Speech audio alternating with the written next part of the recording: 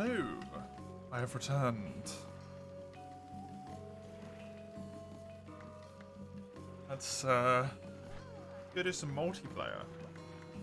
Is there already a lobby up? There is indeed. Let's jump on in here.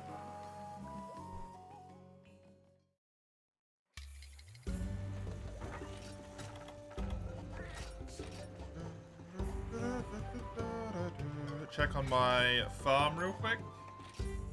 No, I'm pretty sure it should be... Oh no, it hasn't been touched. Okay. I'm gonna say it should be managed, but it is not. Not at all. Oh, I can do honey for 10 now. Glorious.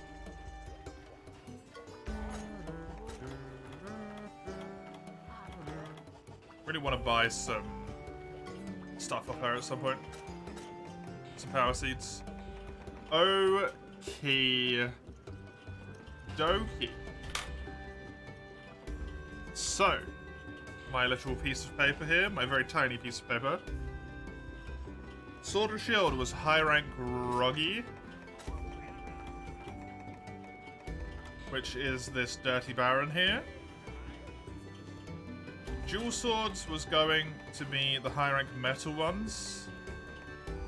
We'll see if that remains that way. It's probably going to, which means I have to do a Sirius at some point. Hammer is going to be the Ice Crusher here, the Jade Baroth. And then Lance was a Palasioth. Longsword I literally don't have a weapon for. It's still in high rank.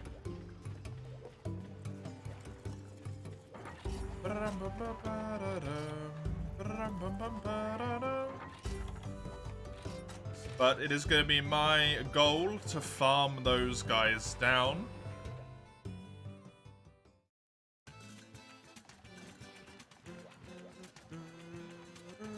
Zaya with Gunlance go boom. And Eugene. It would be your quest first, if you want to go ahead and post. Hello, Sagado.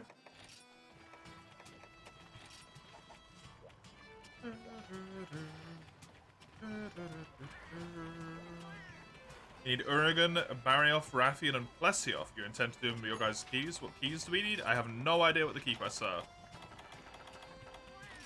I just do quests until I get the urgent. The only time I think I've ever looked up key quests is Freedom Unite and GU. If I had to guess, Rathalos, Plesioth, Crimson Kuru.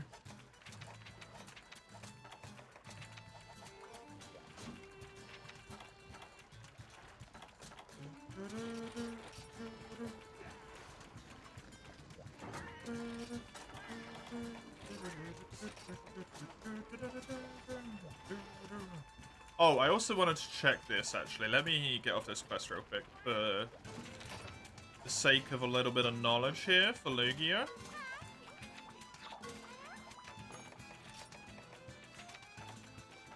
Must be HR 3 or higher to join. Unfortunately. So you can't sneak onto these quests, Lugia. If you wanted to. It's not allowed. The guild hates us.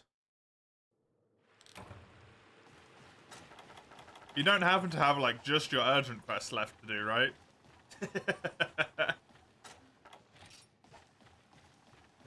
That'd be real convenient.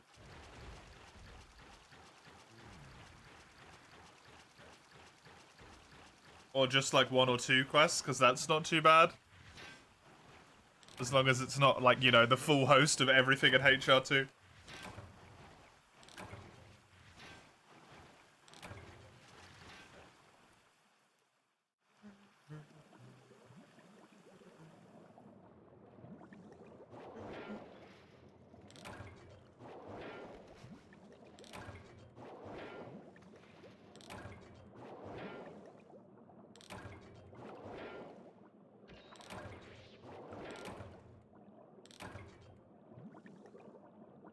Be surprised if you weren't at least a little bit of the way through done with it. We need to get rid of it. Aggressive support.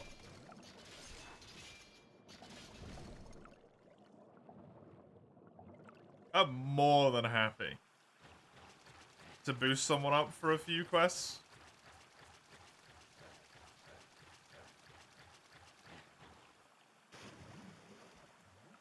It's when it's an entire rank swap. That's when it's a bit like, ooh, that's a lot of time, right?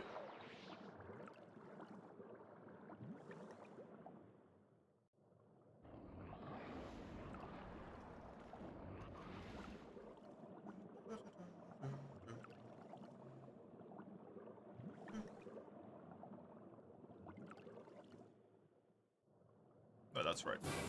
Oh, hi. Do you need anything in particular from Plesioff, Eugene? Or is it just kill Plesioff and you'll get it?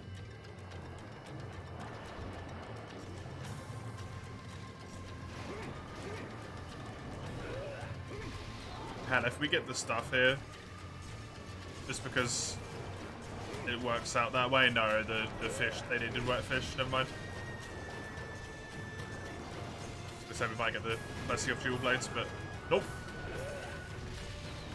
Nope.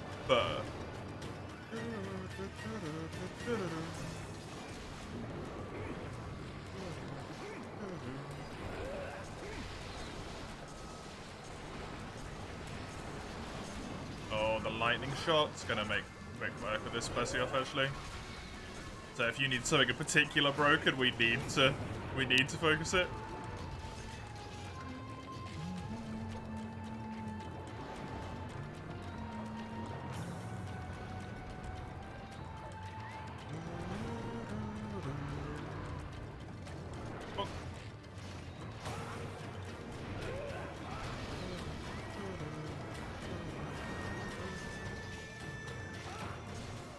Nice. It's about as quick as I would expect a triple hunt monster to die. Just the head? Oh. Very awkward time to read that, but that popped up on my screen. I just carved a frickin' wyvern stone as well, what the hell?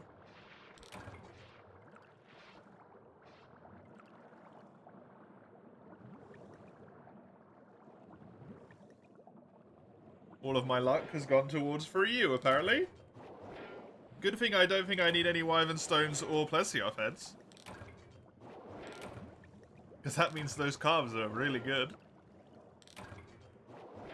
You need 3 quests, you think, including the urgent? Oh, we can do that, yeah. We can boost you up. That's not too bad. That won't take too long. If you want to join. Become a high ranker, like the rest of us.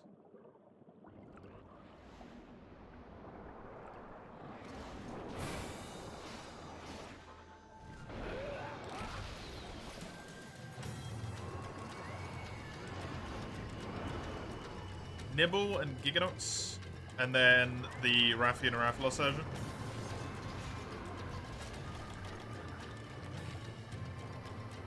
Nibble's a bit annoying. Giganox will be easy. He just tends to get flinched to death.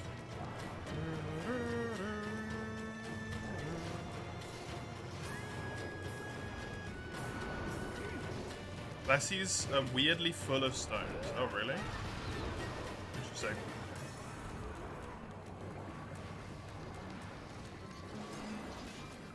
That's a strange drop for them to have, I feel.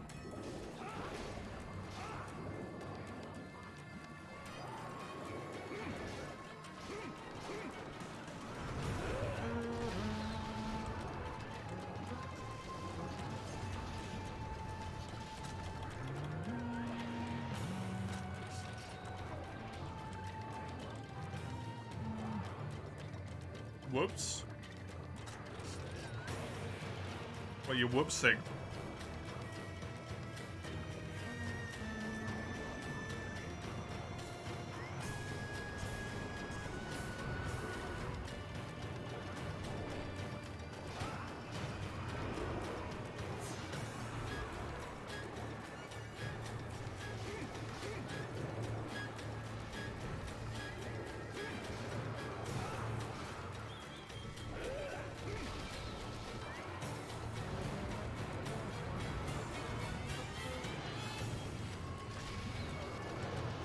so confused right now.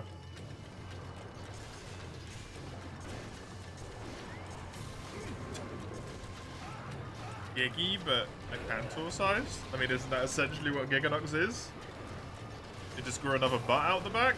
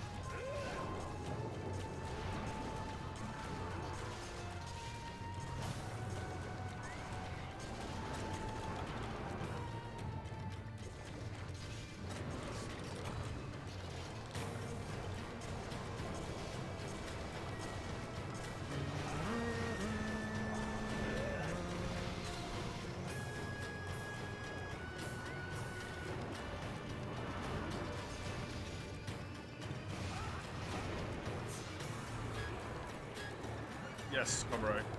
Of course, Comro.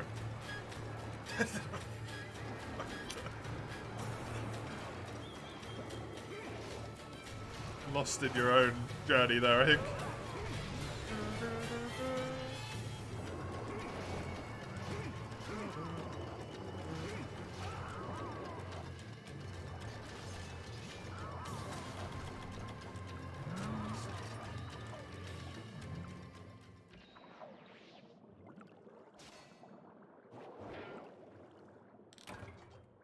I don't know why I decided to mine that. I didn't mean to do that.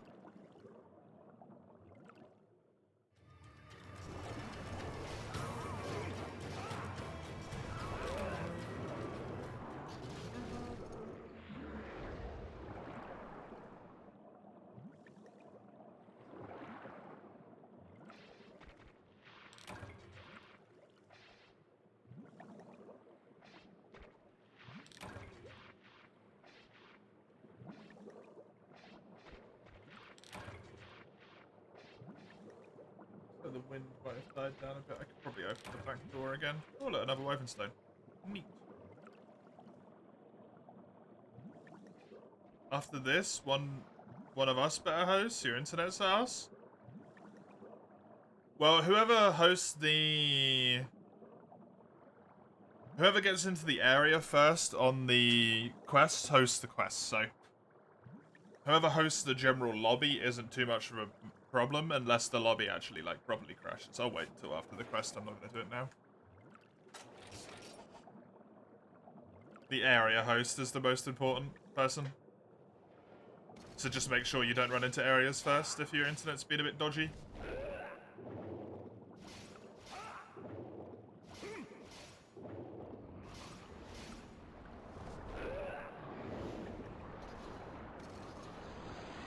Your Plesioth, if you're lagging, your Plesioth will glitch regardless. You're teleporting for me as well.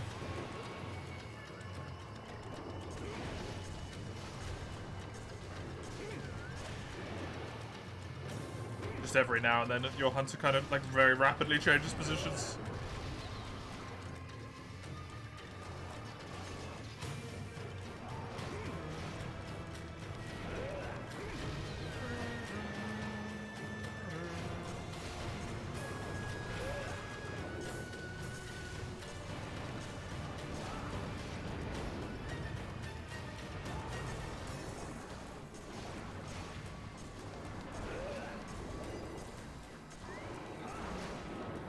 Tanzia chips, they heal all of the red portion of your health and give you natural recovery up, like Astera Jerky in Monster Hunter World.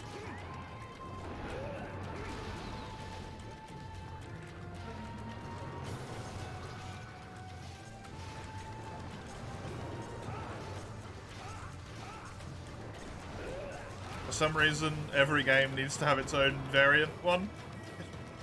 For you has Mosswine Jerky, I believe.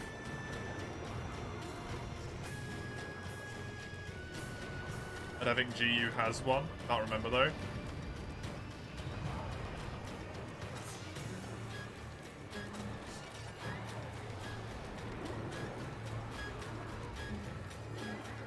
I don't know if Rise has one either, does it?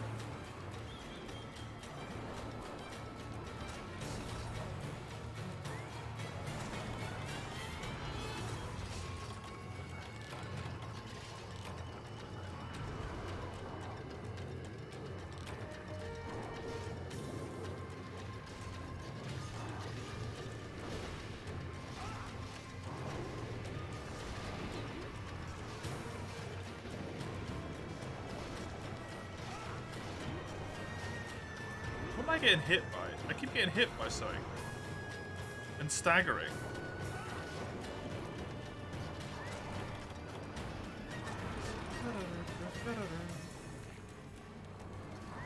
Keeps causing me to heal. Zagando's shooting Pierce and it's miles away from me. Oh, you were using pellets, Zagando! You evil child! Evil man! Fucking pellet in multiplayer. I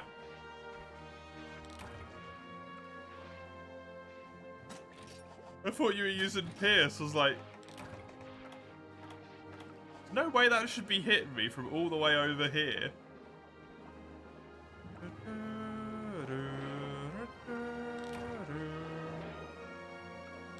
Pellet shot's a nightmare in multi, honestly. Do I already have the Plessy off weapon? No. No, I don't.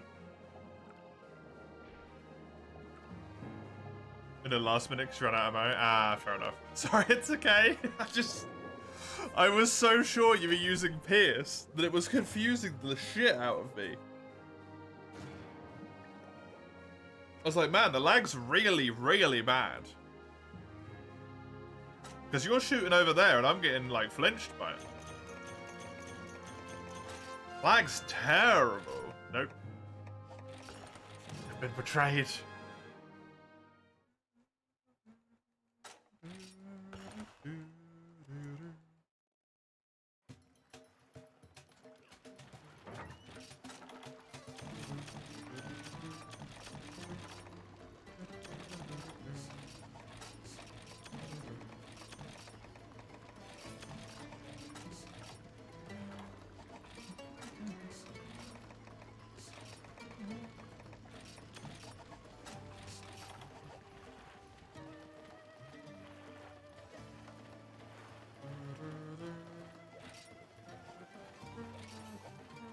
Well, go ahead. Lugia, post the 3 that you need. We'll get you up to the rank with us, and then we'll go back to normal rotations.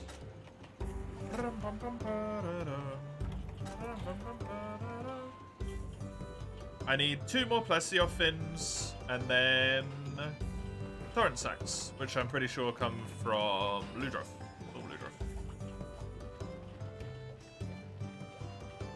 Good stuff.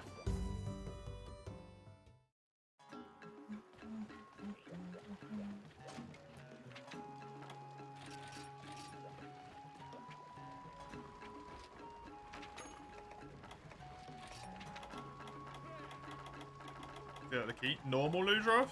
Are we going to do a normal Ludroth the key? Because... Actually, no, I think even purple can give you water sacks, right? I don't think it gives you poison for some reason.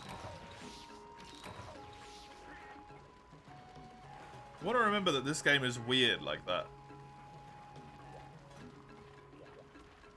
Yeah, purple Ludroth has the exact same chance of giving you torrent sacks as Royal Ludroth does, for some reason.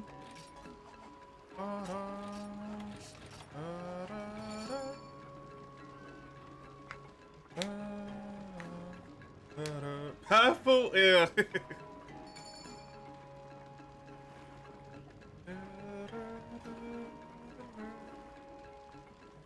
Yeah, they didn't call him like Lavender Ludroth or something, unfortunately, which means it's not okay by you, Lugia. Would Lavender Ludroth have been okay?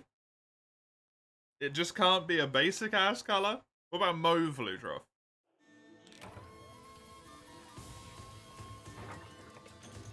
I want to understand the logistics that go into what you don't like about this. Because they're all the same to me.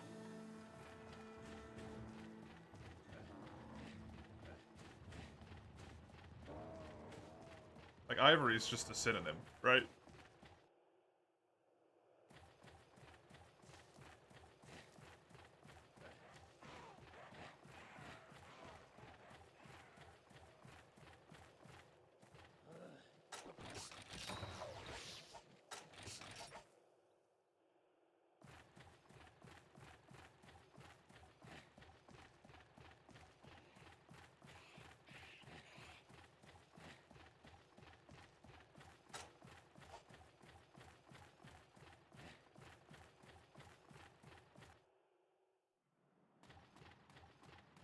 There he is.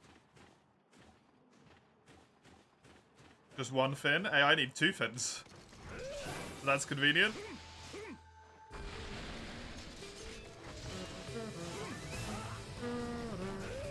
That means a back brake and arm brakes. Wing brakes, I think.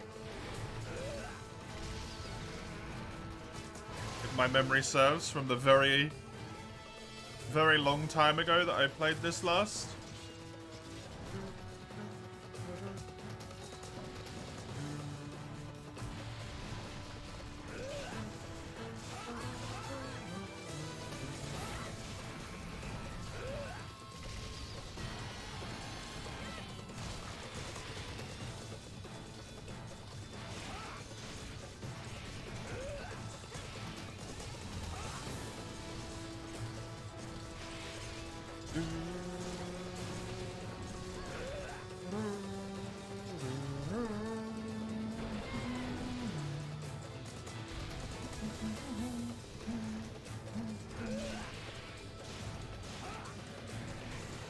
Fucker.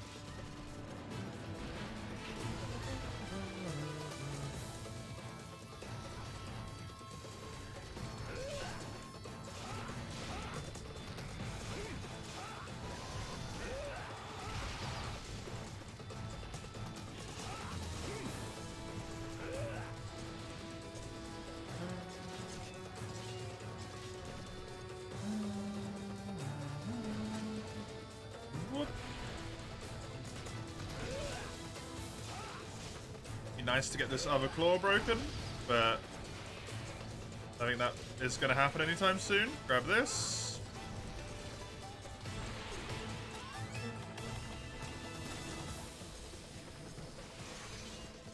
Why are you upset? Did you DC?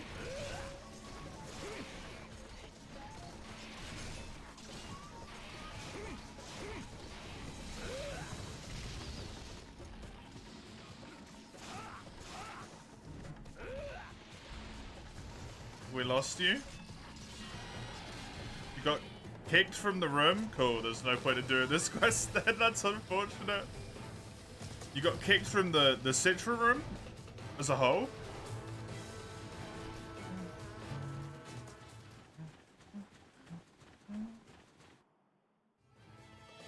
Yeah?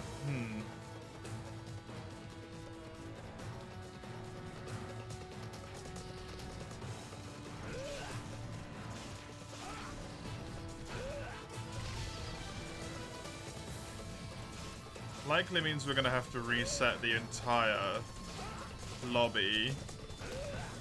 Problem is here, if this guy just stands still and doesn't do anything, this quest is bugged out. Which is what it's looking like it might be.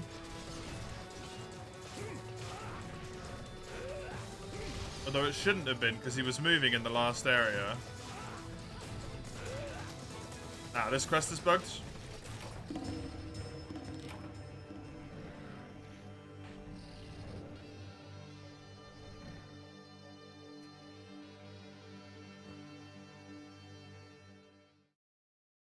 Sorry, it's not your fault.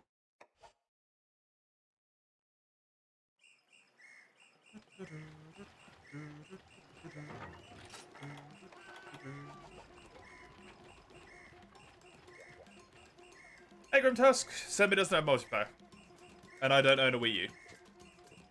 They're the two core reasons.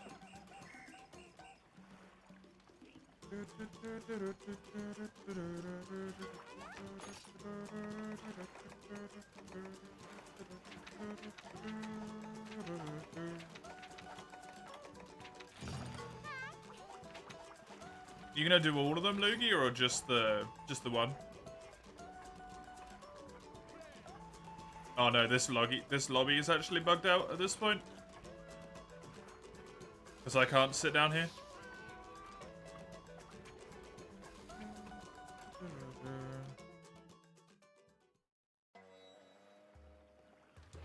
Oh, there we go.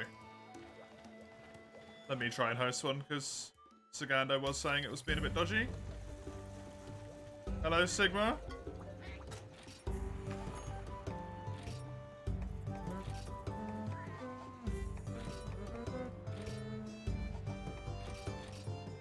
I mean, did that quest continue for you, Lugia, after it kicked you?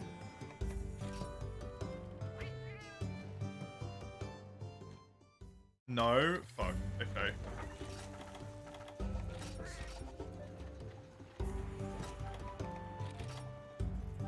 Yeah, I have no idea. I'm afraid. I don't know anything about Hunsterverse, really.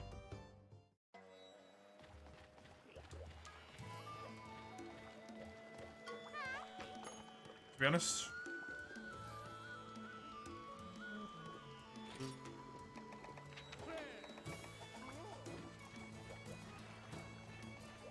We can give it another go if you want, Lugia. If you try and jump in here. Because that might have just been something with the lobby being weird, since it wasn't allowing me to eat either. I don't know if it's allowing Sagando to eat. In this room. It might be Citra just having a moment again today. Hopefully not.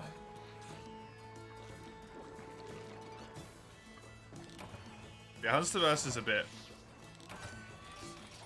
weird, to be honest. There's a lot of stuff about that that's just not right. In a sense.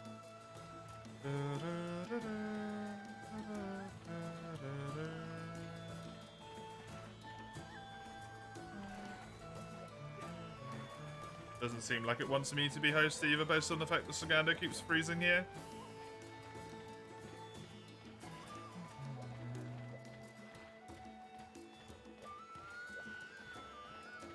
Why is it with 3U, man?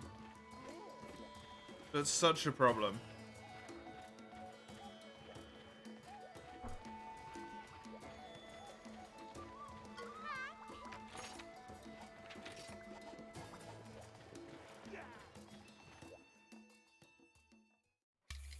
Oh, horrible. If it's that bad, Sigma, you can find other servers. Can you try hosting multiplayer, Lugia? I want to see if this is just a me thing, or if it is Citra that's fucky.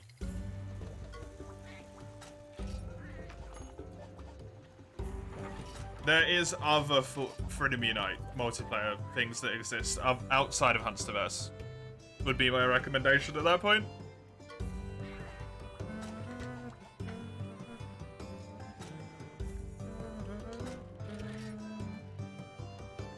Getting burnt out with DOS. Played the hell out.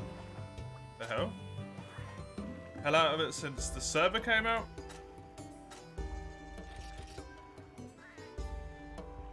Start a new save yourself. Currently re-enjoying 4U in Citron. Want some 3U action as well. 3U is so good. Right, let's see how this works. If not, I think Citrus just shitting itself again today.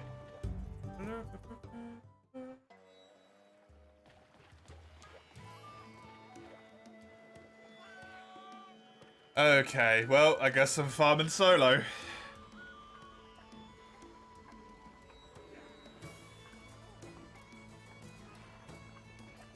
Oh, that's way too laggy.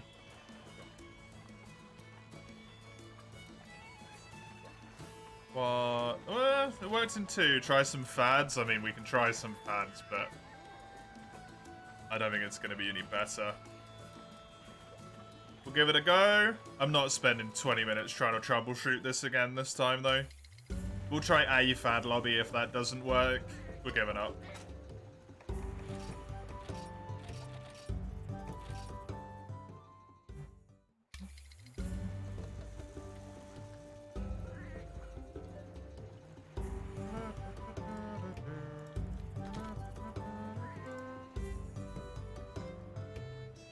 All of the public fads are full.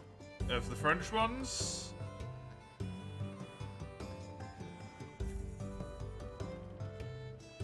Isn't fad only on Citra? Yeah, I'm on Citra. No, all of the fad lobbies are filled. Other than the locked ones.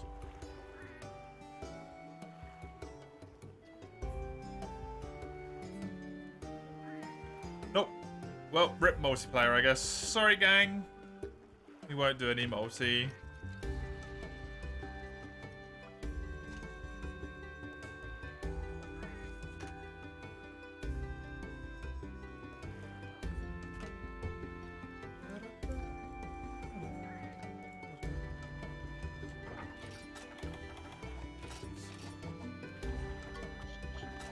So annoying.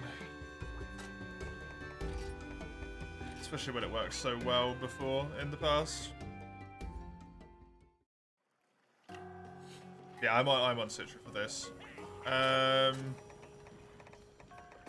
really don't know enough about Freedom Unite. Sigma, your best bet would probably be to go into a Freedom Unite stream. If there's any running at the current moment in time, or whenever there is some running. And ask if they know of any alternatives. There was one that I was aware of for a while, but unfortunately my brain is absolutely terrible and refuses to remember the guy's name right now.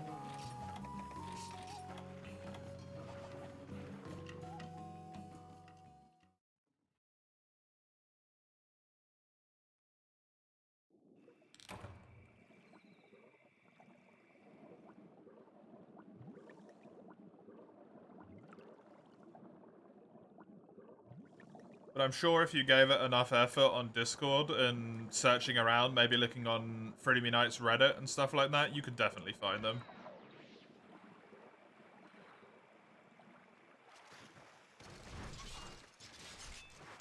Because it seemed like the guy that mentioned it to me was... He was the host, to my understanding. Was one of the bigger ones. Like, I had a good chunk of people.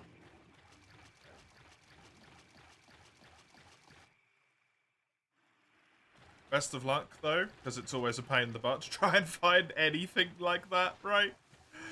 Ugh. Trying to set up Hunsterverse and making that shit work in of itself was difficult enough.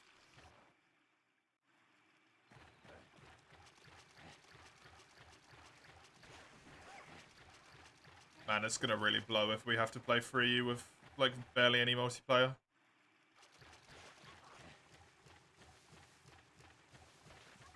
It's only gonna work, like, 2 out of 3 days a week.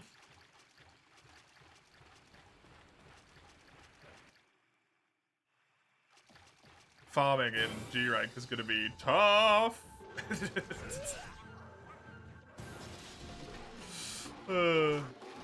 That's gonna suck. Glad you got something out of your quest, yeah. Yeah, it was super useful for all the Plessy updates I get, so that was nice, thank you.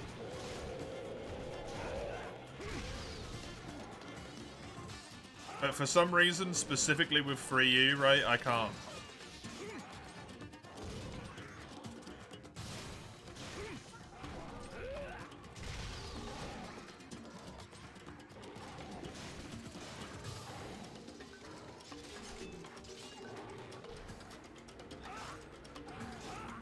Be fine to use their infrastructure, you don't want to use the Discord. I mean, you kind of have to an extent, right, don't you?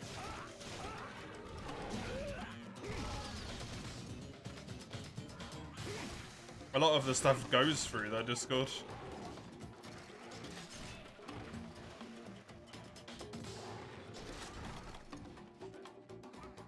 Like linking your account and all that stuff. Oh, for Christ's sake.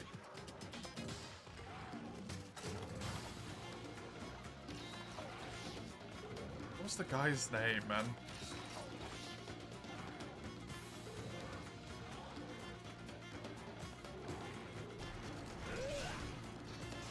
He had a purple username on Twitch. That's all I can remember. I clearly remember the purple username. And talking about Huntsverse alternatives. An ability, like better abilities in lobbies to kick people and stuff.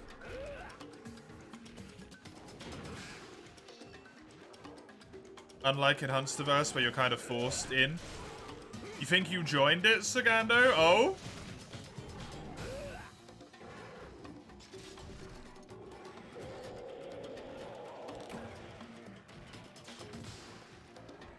Sagando to the rescue.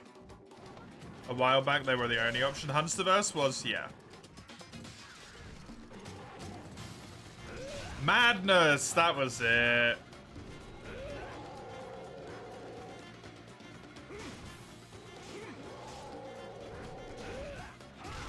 That should correct directly through PPSPP. That I have no idea.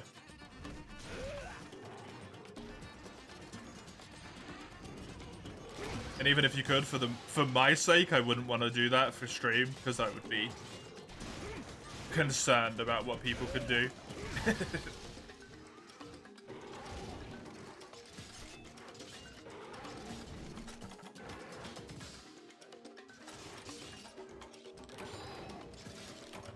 Hopefully you can find that as a public one, or find a link to it somehow now, Sigma.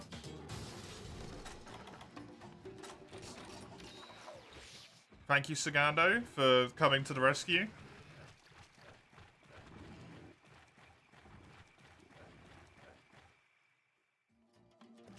Please tell me you remembered the name of his Twitch color as well.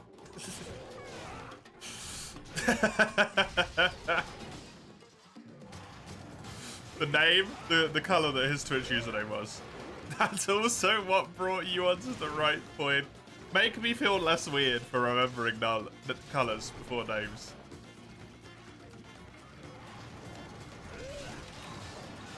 Just remembered purple, that was it.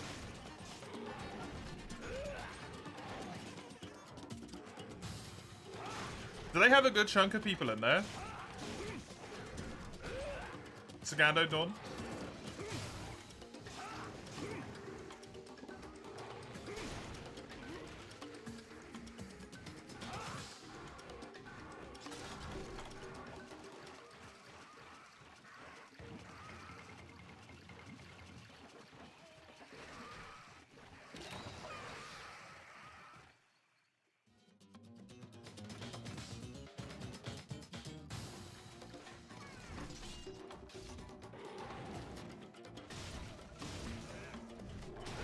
Oh, you apparently left. Okay.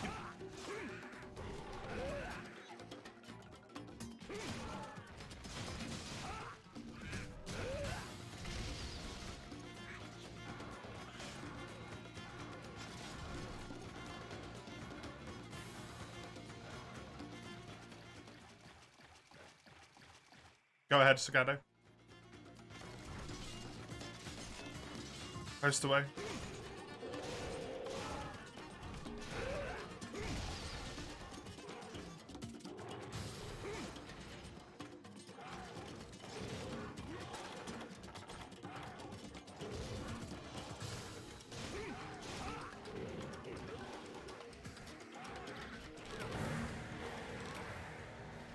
Do they do portable third by any chance? Do you know? Do you? Mouth don't work probably.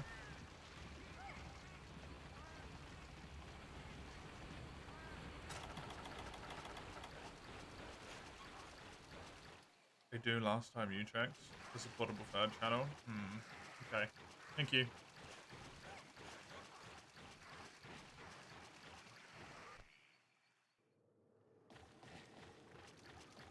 If I ever play portable third again, I might have to look into that. Whenever I play portable third again, I might have to look into that, is what I should say.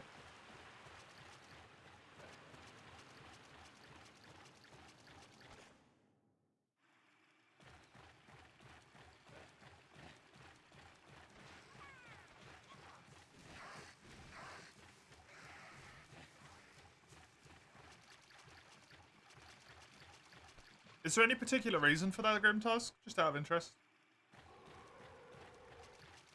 Is there, like, one thing that you could nail down that is the reason why those two in particular? Or is it just the fact, like, because you had a PSP for years and just played those two?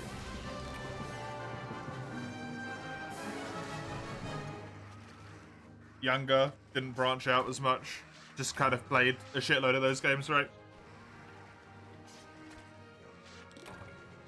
It was your first game? Right, okay.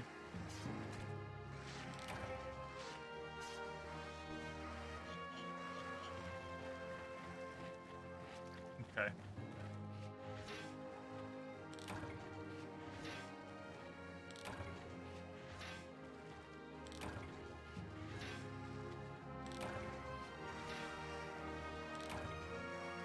You only played Freedom Unite. Did you start with the Japanese one? Did you speak Japanese? Or did you have a translation pack?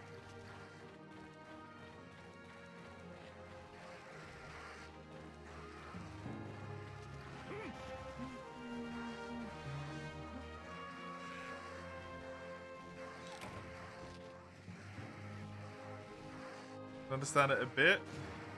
Started learning. You know, a wee bit more now. Fair enough. It must have been a tough experience to try and play through. Can't read the dialogues, you understand items and stuff. Okay, so at that point, that's kind of all you need.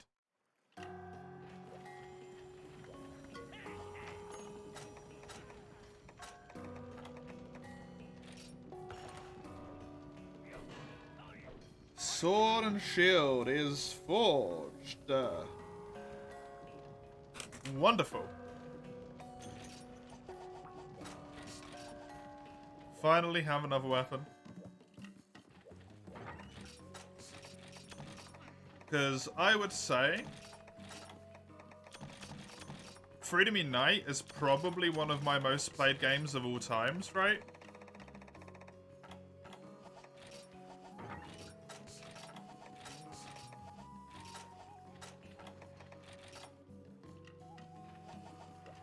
But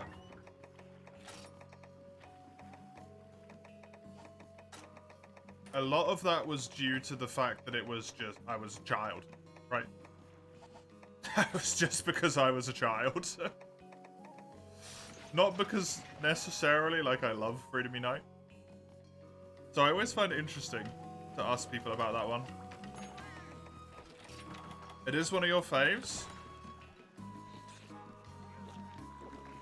Interesting.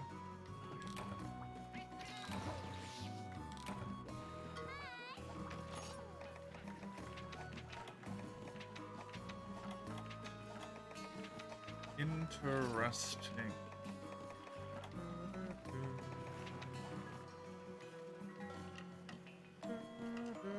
You are a braver soul than I for playing Hunting Horn in Freedom Unite. I could not do it. Current events. Poison control. It's actually better to kill Purple Ludra. Hey, Fanged Ivan. Freedom Unite's also your most played.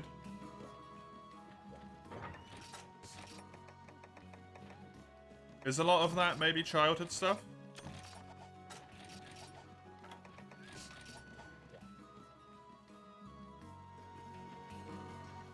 Yeah, it is. Cool.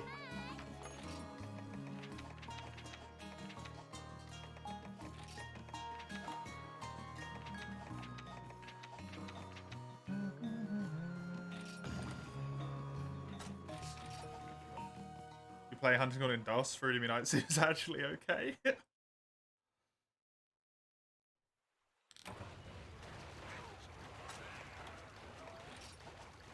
Comparative shittiness is a thing.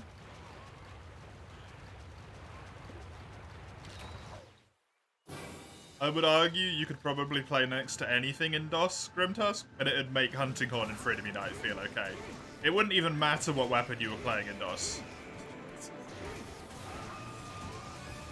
It's just because you're playing DOS and you're attacking with the sticks.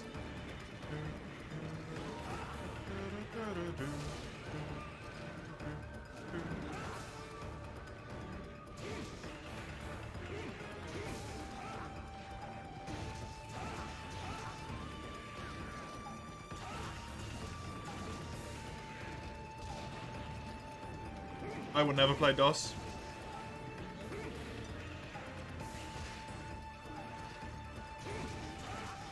Sword and Shield went fine in Freedom Unite, yeah. Sword and Shield went fine. Never? You know what? I'll play DOS if you can cough up the same condition as if I do all quests in Generations Ultimate again. Give me enough money to retire on. Then I'll do it. Other than that, no, because I will hate myself.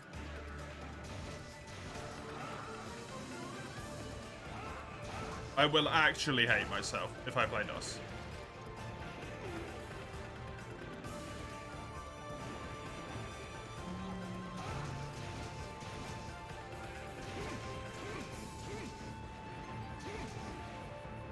It's not even about the face button attacks, Sigma. It's all the other shit. Having to spend like 5 times the amount of time gathering any resources and any of that shit. All the monsters having like double the amount of health they have in other games. The fact that if the season goes to winter, fuck you, you're not getting any honey. There isn't a farm which is like conveniently accessible, right?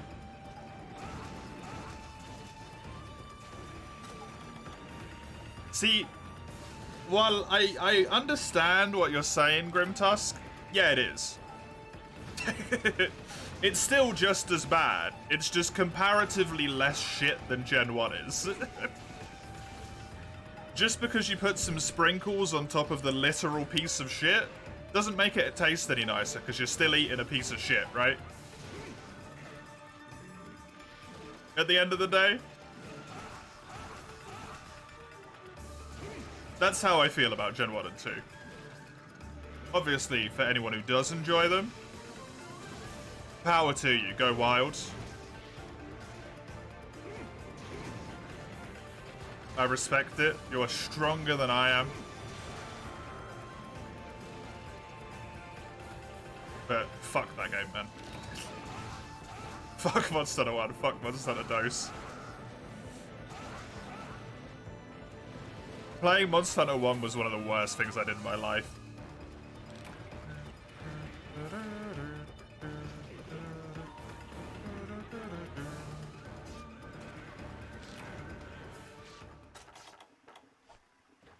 Did I play it on stream? I did, yeah.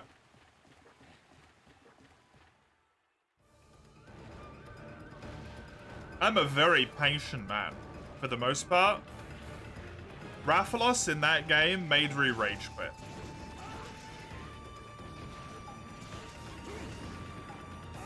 $50 hours in Village to get to the equivalent of 4-star in most other games. Woof.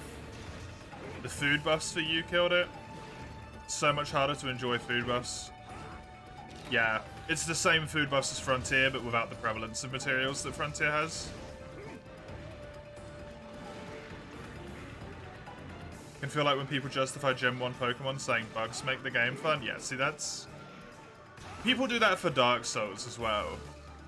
You can enjoy something for the bugs, you can enjoy it for its own merits, right? That's entirely fair.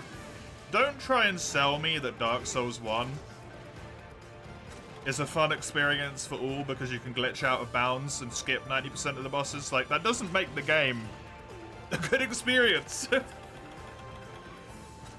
For other people, right? You might like that, sure.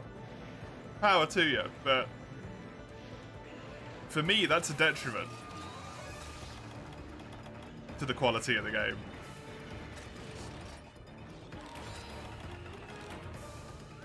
Oh, I love Dark Souls. I think Dark Souls 1 is fun. It's just a good example.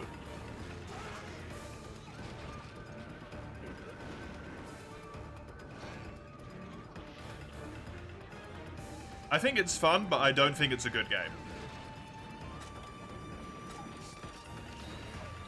Or at least, I don't think it's a well-made game. Let's put it that way. Maybe. I still enjoy the shit out of Dark Souls 1. I don't think it's well-made. It's a fucking disaster, man.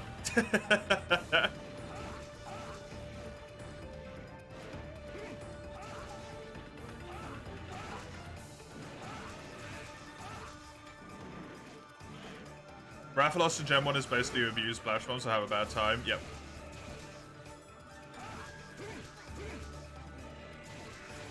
I abused Flash Bombs, I abused traps, I did everything I could, but I ran out of combinable flash stuff and I didn't want to spend literal hours collecting more. And then I just decided I'm never going to kill Rathalos, most other one.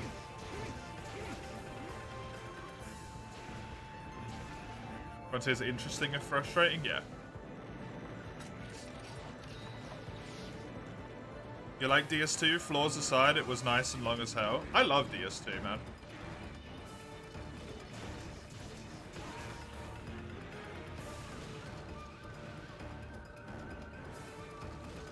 I think DS2 is a great game. I also don't think it's very, like, good at caring for the player who's playing it, in a way.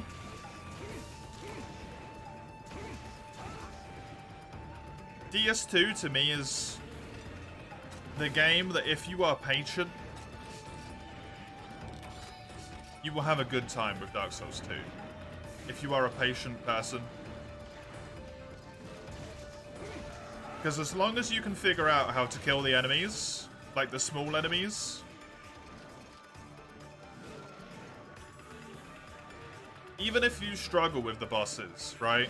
Eventually, as long as you don't have Champion of Covenants, Covenant of Champions or any of that stuff on, the small enemies run out. They disappear, they go away. Does it take a bit of time? Yeah. Does it take a lot of time? Yeah, it does. But if you're patient, that's not an issue. If they're gone, then you can progress. Fight that boss as many times as you need. I like DS3.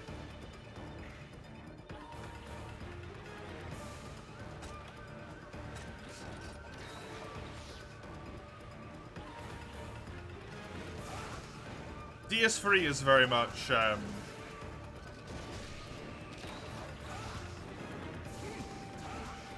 of like not Dark Souls in a way anymore, right? Compared to DS1 and DS2, it's a little bit more Bloodborne than it is Dark Souls to me. If a love-hate relationship with Frontier, you love mint chocolate ice cream? I love mint chocolate ice cream as well. I just don't like Frontier.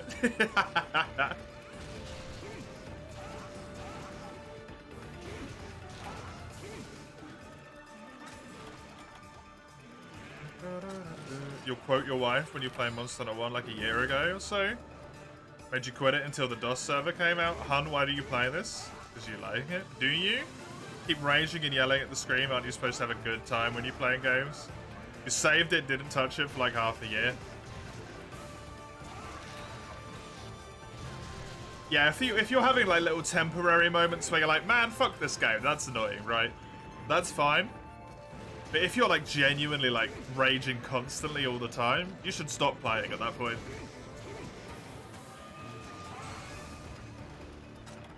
Absolutely the right thing to do.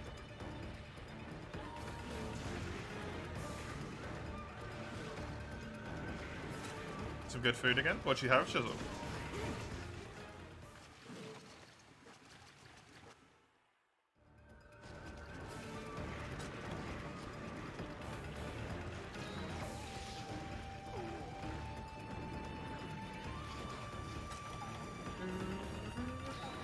The raft's hitting you? Oh. I genuinely hate raft loss in Monster Hunter 1.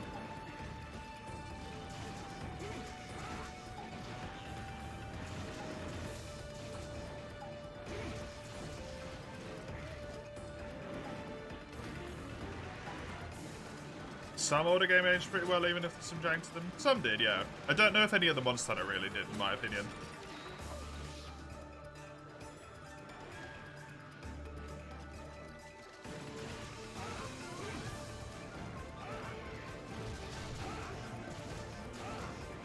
Nor do I think Dark Souls 1 did.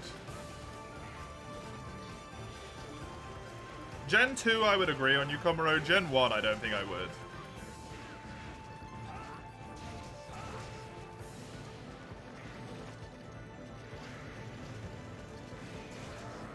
I don't think even Freedom Unite aged well. Because of the hitboxes.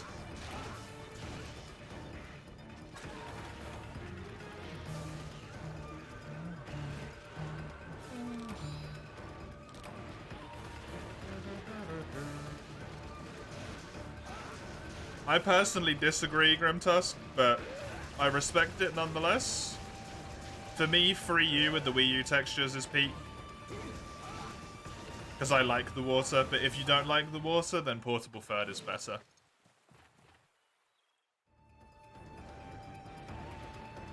And the lack of G rank is a massive detriment for me.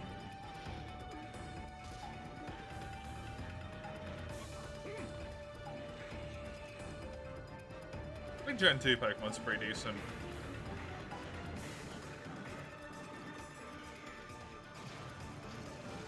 Remakes aren't the original games.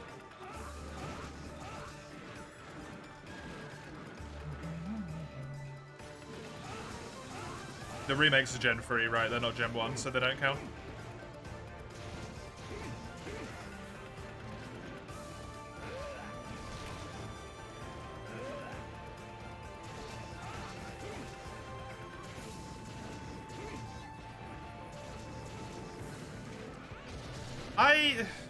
I disagree, Grimtusk.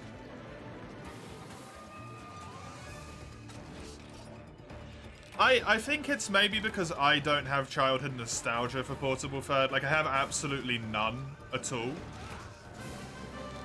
I have zero childhood nostalgia for Portable Third. I played it for the first time in last year, December.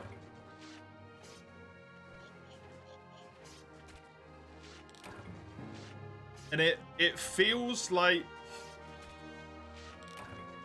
they kind of didn't learn anything.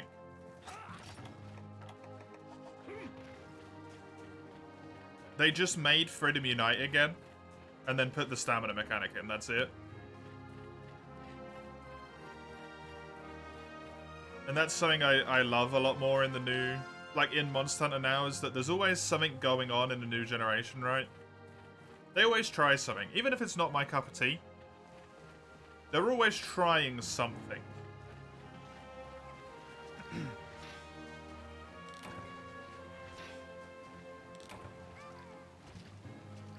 It's much different in Portable Third than Unite. It feels like modern. It feels like a more modern Unite, though, to me, Chisel. Like, they toned down. They fixed the hitboxes. They put some new monsters in. And they added the stamina mechanic. That's it. The theme is different literally every Monster Hunter game, right? Like, because it's a different village. That's always going to be the case. I'm not trying to convince you not to like it. I'm just trying to explain why. To me, it just kind of feels like someone copy-pasted Freedom Unite and went, this is different enough. Right?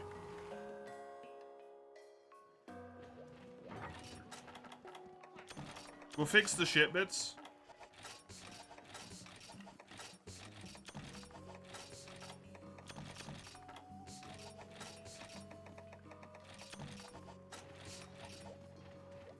and then we'll ship it out.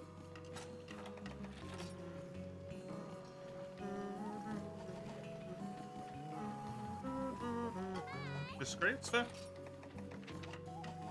You don't have to agree with me.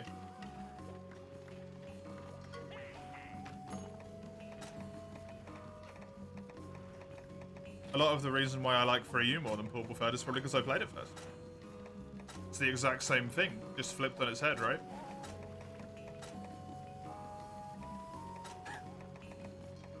Not saying the logic doesn't apply to me as well. Oh, well, yeah, I wanted to look at this.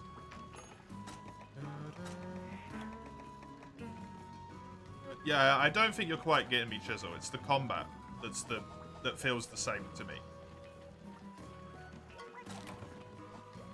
I don't mean the game as a whole, because obviously, like, the village is different. The story they're telling is different. The general look of the game is different due to, like, art style and stuff. The combat feels very similar to Freedom Unite. Just without the, like, the steaming pile of poop that is hitboxes.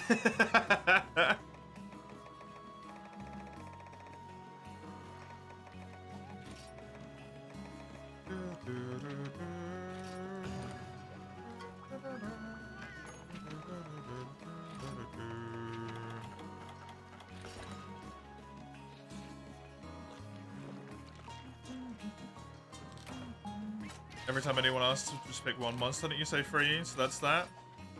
Does have it all? It does. I can never just pick one. Personally. 3rd to 5th gen Pokemon peak Pokemon.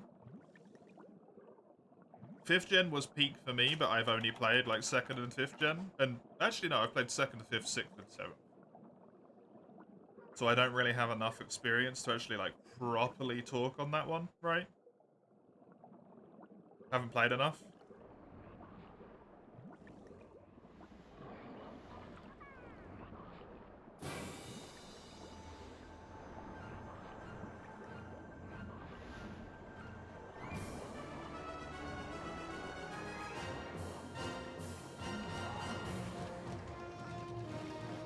That's what I mean when I say more modernized, Jizzle.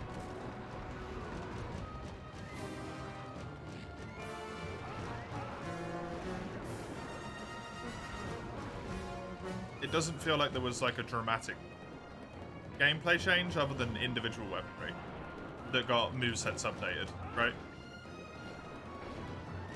I feel like from Monster Hunter 1 to Monster Hunter 2 doesn't really feel that different in a way, other than like theme and stuff of the village. This is what I'm trying to convey, but the movesets were updated, like stuff changed a lot, right? Between Monster Hunter 1 and Monster Hunter 2. Yeah, I mean, the monsters move a lot more fluent in Monster Hunter 2 than they move in Monster Hunter 1, just. Like, I don't think I can convey what it is that I mean, but I get more of the same feeling from that game than I do from any other game. When I play MH3U or Try, I feel like I'm playing MH3U or Try. For my sake. When I play 4U, I feel like I'm playing 4U, GU, right? All the games their own.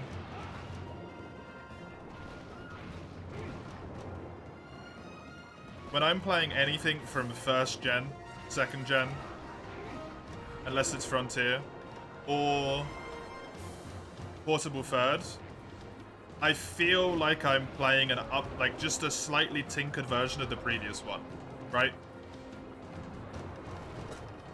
That's what I mean. I don't feel like I'm playing a different game. I feel like I'm playing with a fiddled version of the previous game. It's upgraded, it's improved, it's better. But it doesn't feel like a new game.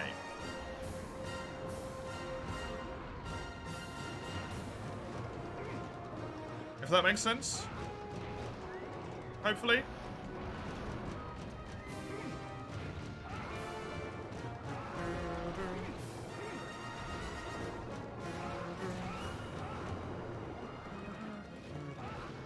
I'm not asking you to, like, feel what I'm talking about with portable thirds specifically. I'm not trying to, like, change your worldview, right?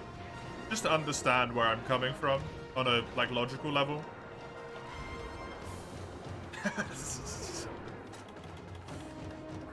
Instead of trying to tell me I'm wrong, which is what it feels like you're trying to do.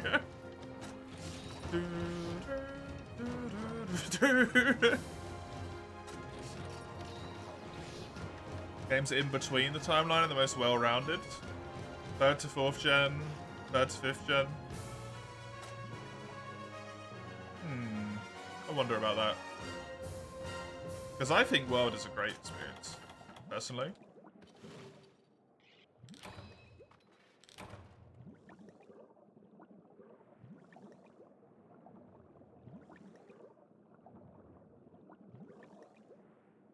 No, Grimtusk. I don't think Try is worth playing whatsoever when Free U exists.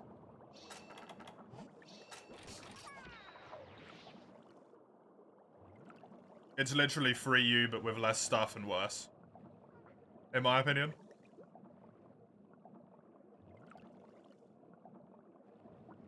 But I don't have a lot of nostalgia for it. And I know a lot of people who really, really like Free U have a lot of nostalgia. Try, like, have a lot of nostalgia for it.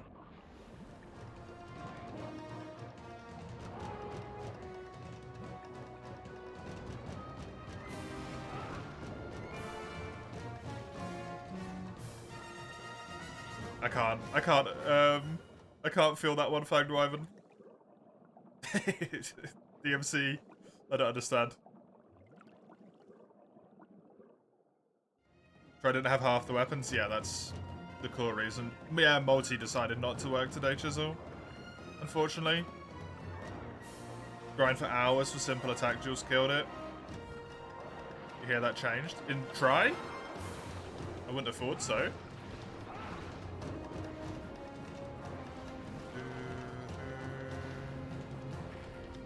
Can't wrap your head around the recent Try hype for those without the nostalgia. Neither can I. I can't understand it for DOS either. Syphilis. Oh, World? Oh, no, that still exists. We did one quest, Chisel.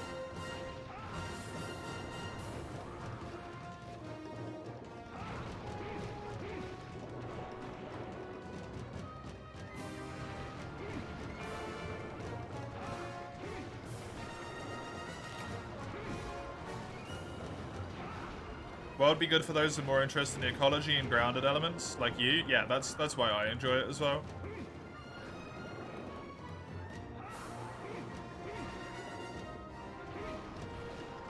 It's always why 4U was my favorite before World came along, and made them like equally my favorite. It's why I really like 3U as well.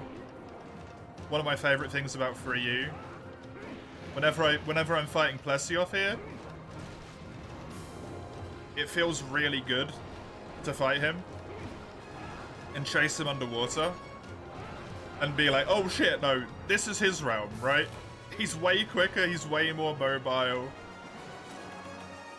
Instead of him like lumbering around on the surface like a waddling duck.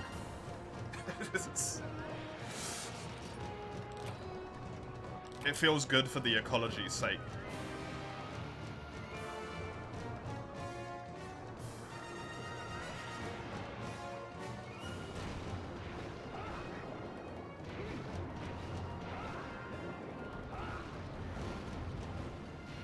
I did Japanese a long time ago, but only village. Fair enough.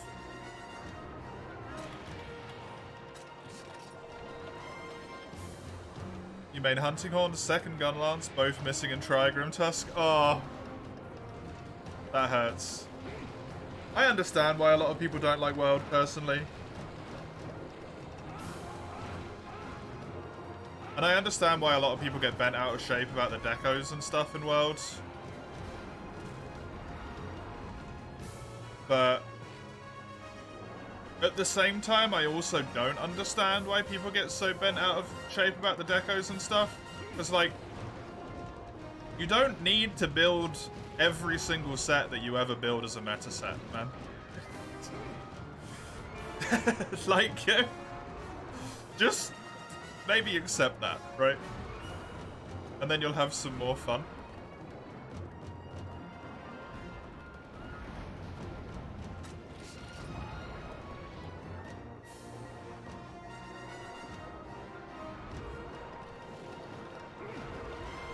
I feel like that's the kind of crazy thing.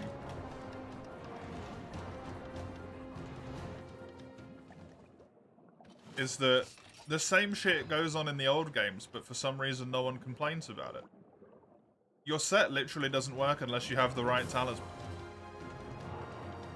Sure, you only need one talisman instead of like 5 decos, but...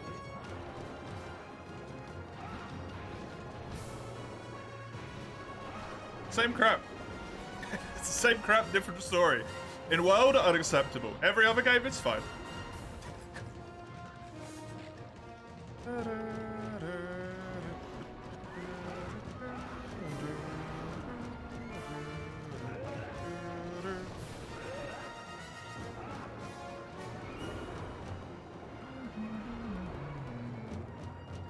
Less of a 2-move Andy in water? Precisely.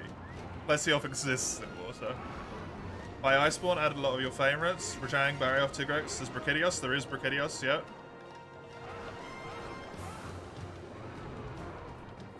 Iceborne, if you can get through World, I think Iceborne is really worth playing. Just to see how they reimagined some of the older monsters. You want to build the sets you want to build? What now? You do what you can with what you've got, the same as you would in the old games if you didn't have the talisman. You can't build the set you want to build because you don't have the talisman, so build what you can build. The issue is that with World, people acted like it broke the entire game. Whereas in 3U and 4U, people don't complain about the talismans. That's the issue. It's not the fact that the issue doesn't exist in both games. It's the fact that suddenly it's Judas. Right?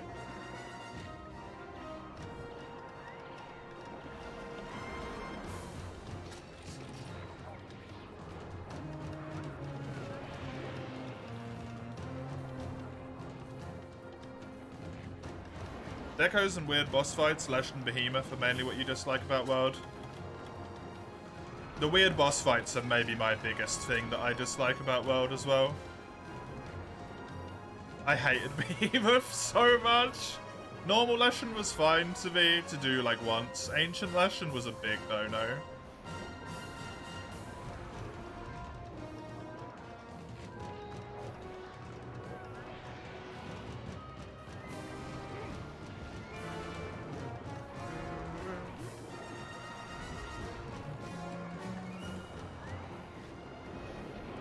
Since you're going to start a new save, do we have a way to check what charm table you're on? I don't know. I play on Citra. I don't know what you're going to play on Grimtusk, but on Citra there's a mod. It's not a mod, it's a cheat code technically. Or a patch or something, or whatever. Some way, I can't remember exactly how you do it. It allows it to make it so that your charm table gets reloaded every single time you re-log back into your save file. So your charm table isn't like the death of your save file. It's either, I think it's the 60 FPS mod that does it. It might be the optional patch that does it. There's so many different things that could be what does it. But yeah, I don't know.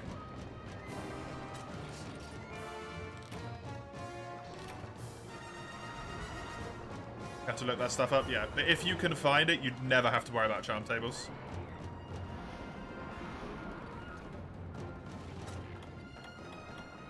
See the novelty and appeal of it, especially in limited time events, yeah. Very formulaic, kind of like seeing a trick multiple times. Especially Leshen feels like it was pushing through. I think it's an optional patch though, Lugia. I don't think it's a code, so we don't have it in there. That's the thing, I'm not sure if it's the patch or the code, but that is useful. Thank you for the sake of Grimtusk. I thought the FPS code did it as well, but I found out the other day that maybe it's not. I don't know anymore.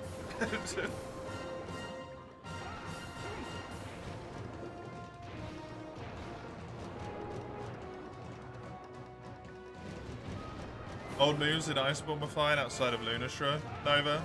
Just the music got a little shredded partly. I like Iceborne and World's music, personally.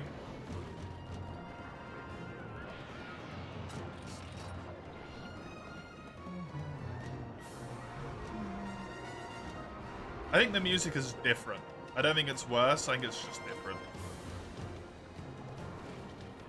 Different in a way that I like, and in a way that a lot of people don't, and that's fair.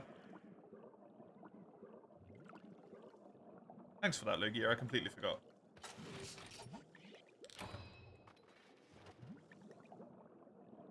Do we have that channel? Especially Lesh, and it feels like pushing through damage numbers. Forgot what? Do we have a Citra server with all the codes? Like a Citra channel with all the codes in it for the games? I made it, yep, and I completely forgot about it.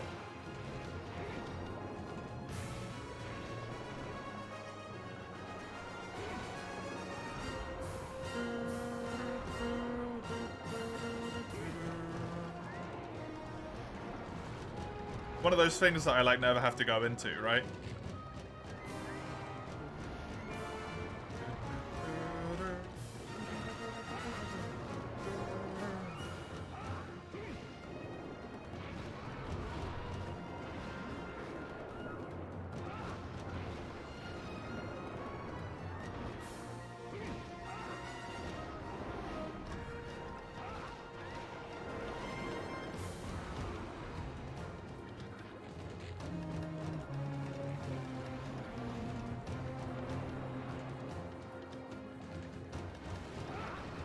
I'm not sure what you mean, Fangwyvern, in terms of,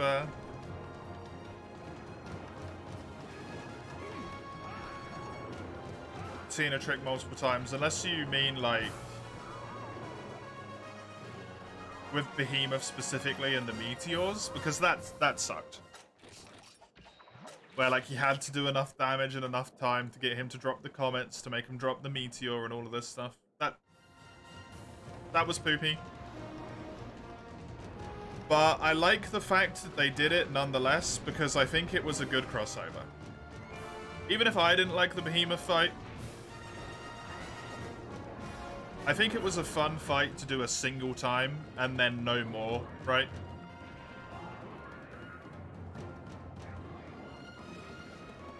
The 60 FPS code, I think that's the one that does it, Grimtusk, but I'm not entirely sure. Hope you can run it at 60.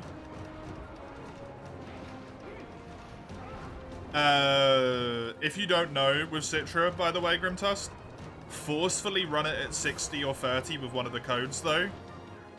Otherwise, the game's going to try and run at 2000 FPS on you, and that's not going to go well. That will be a lot worse.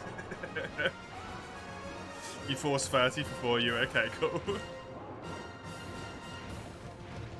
Very shallow move, pool and pattern bloated by numbers is what you meant, right? I can understand that, yeah.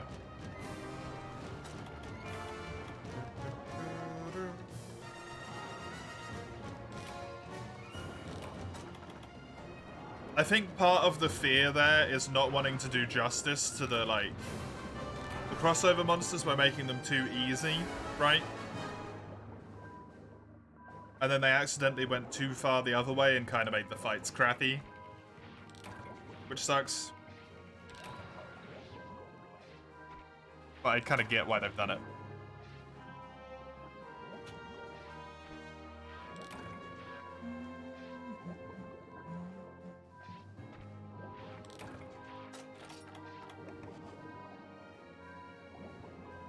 I feel like the move pool of Behemoth isn't too bad, though, is it? It's got, like, what? Horn Spike, Tailspin,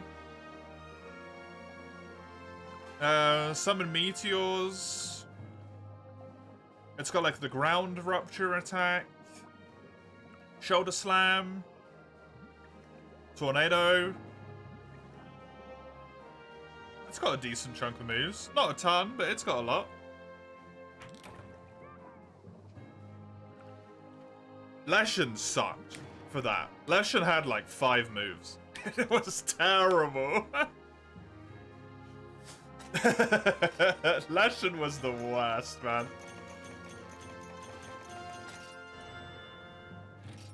That was not okay. A rare doggo picture, Crone? Oh my god.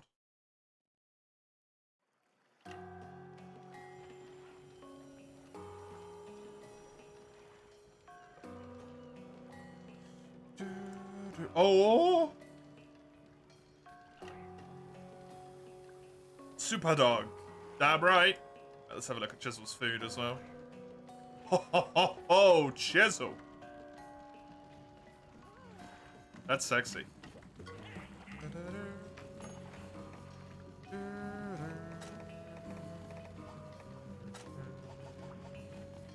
You wouldn't count the tornadoes and the meteors as his moves, but they have magic in.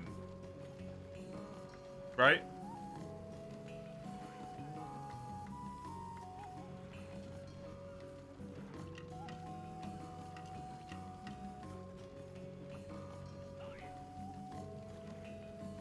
I'm looking at Discord, but nothing is happening. Crone.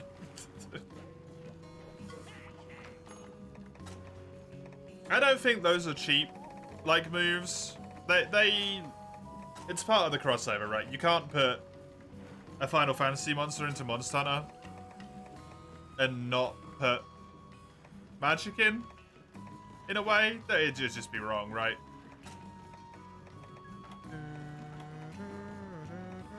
It's such a core part of what it is. What do all the codes do outside of the FPS ones?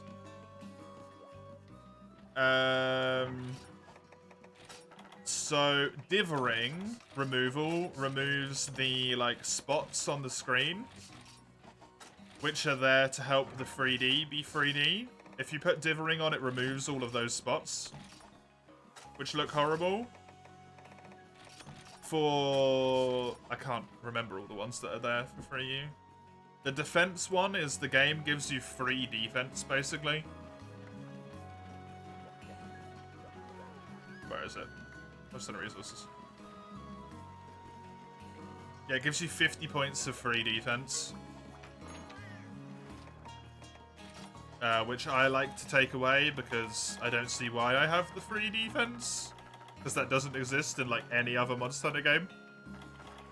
Ever.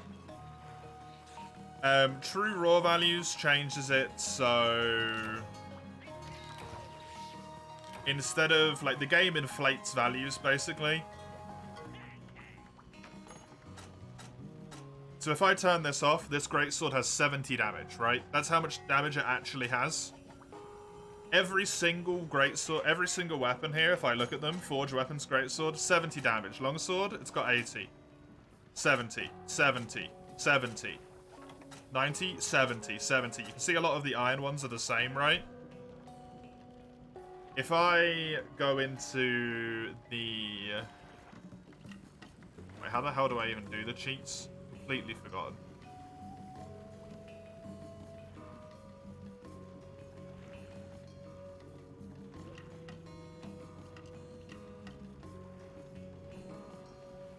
If I change and turn this off, apply. When you look at the weapons here, it didn't turn off. Huh?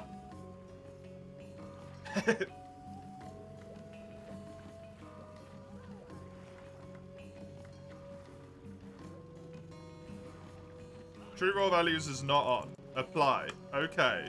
Do I have to reload the save? I think I do. Maybe let's try go in here and then go back out. That might also fix it.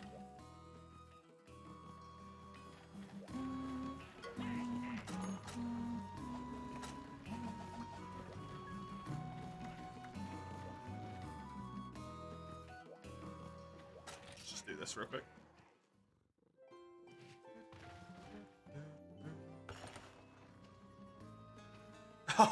Crone, yes! Fantastic.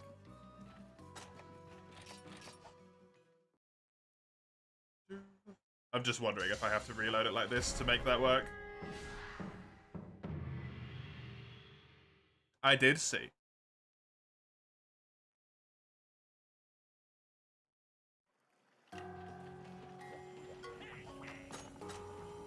Okay, no, for some reason that won't turn off. Basically, by default, the game tries to tell you vaguely, like, how much damage a weapon should do. So Greatsword should do more damage than Longsword, right? So both of the numbers shouldn't be 70. So it bloats the damage number to make it seem bigger than it actually is. So that you know that Greatsword does more damage than Longsword per individual hit. If I look up Monster Hunter bloat values. So that 70 damage that Greatsword does will actually be times by a ludicrously large number. Hey guys, this is... There you go, Janella. Can you just show me the bloat, please? I know you've got it somewhere.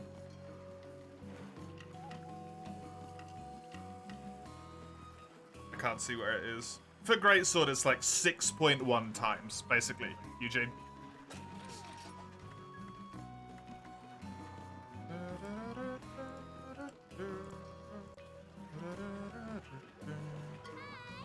So instead of setting 70 for the very first Greatsword, it's like 480. Which is great if you're like, okay, if you're only using one weapon and you're trying to get a good gist of what individual weapons do, right? But for the sake of me and this challenge here, I need to know that my weapons are relatively equivalent to each other. And that I'm actually getting substantial upgrades. And it's easier to do that when I have the true values. Essentially. Instead of looking at Greatsword and my Greatsword being like, this has 500 damage. And then I look at my Sword and Shield and my Sword and Shield's like, yeah, it does 120. I'm like, Is that good? I don't know. Because it's bloated. By a lot.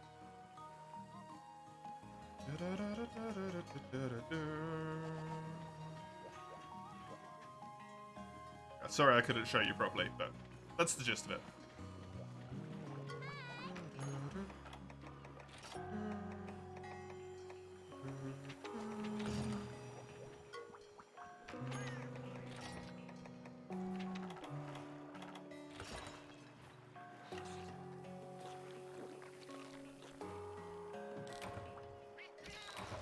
Differentiate the weapon damage itself, since they have different attacks, are so faster and so on, yeah.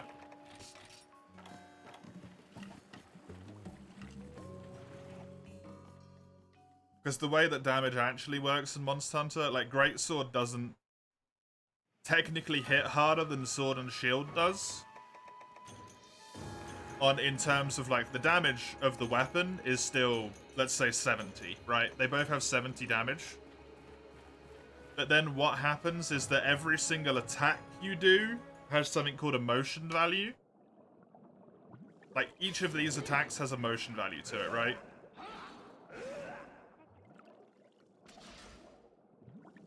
And he's not in here? Is he in Area 3 already? For some reason?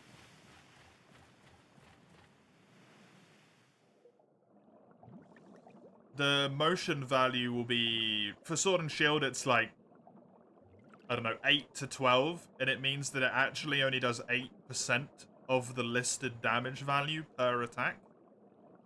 Whereas if you do a Greatsword, like, full level 3 back charge, it's like 100%. It will actually do 70 damage.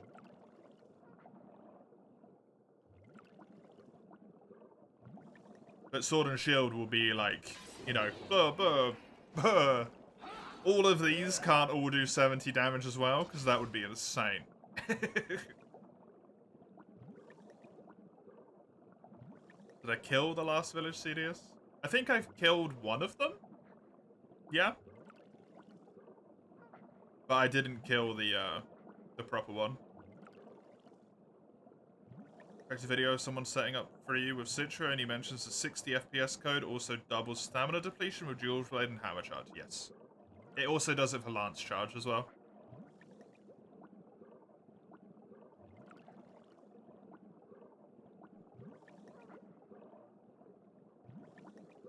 Demon Dance would be insane if it had 100% value. Precisely. So it's a lot easier for the developers on their end to go like, fuck it, just bloat the values. Make the values really high for Greatsword. That way they know Greatsword does more damage for new players. I've obviously repelled this guy already.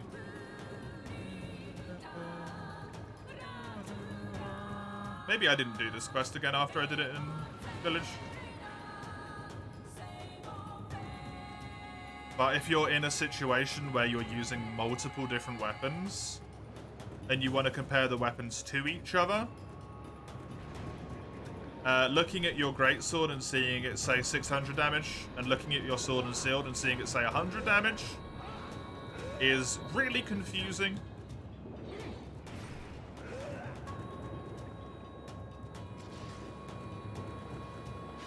Because that doesn't mean your sword and shield is weak, technically.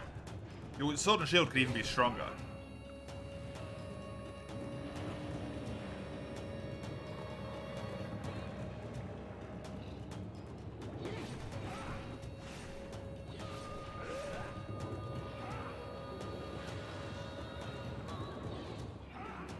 I would love a 100% motion value Demon Dance, though. I would take that. Instead of it being like, I think Demon Dance is 8s, right? 8s, 10s, 12s, and the very final hit of it's like a 22. Can you poison Sirius? No idea. Absolutely no clue. We'll find out over the course of this quest.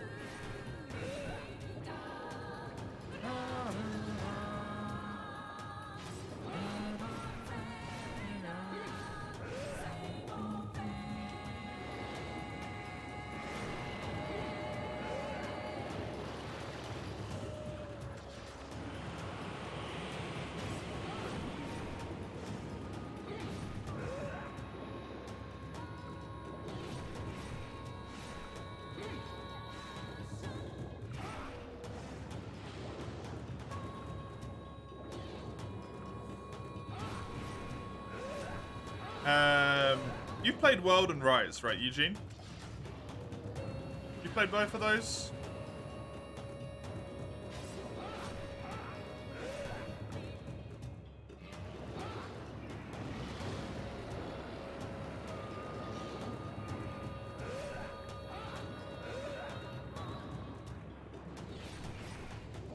Both into endgame, yeah.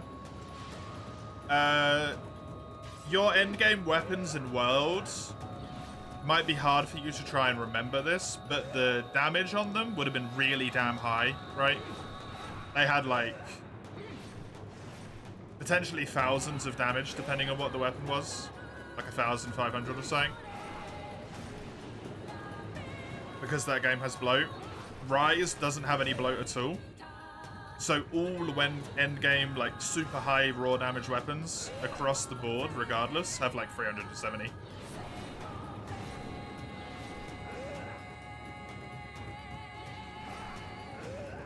Regardless of what weapon you're playing, it's 370.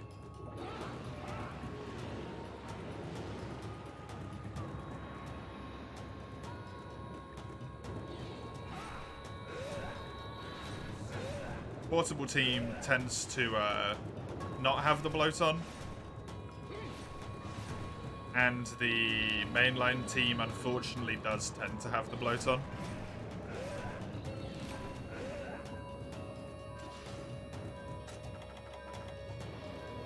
Usually pretty easy to find a way to get rid of it though. Hell, codes exist for 3U and 4U to get rid of it, so world, it's going to be easy because you can just mod it properly. Wait, the mod doesn't fix all the problems though, right, Chisel? That's the thing. It fixes a good chunk of them, but it doesn't. You don't care if it's bloat or not? Not for normal sakes, I don't.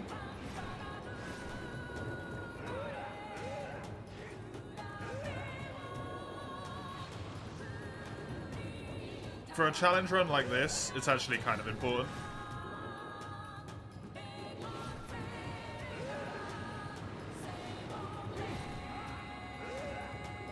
I think it's just easier to deal without it on all of them as well.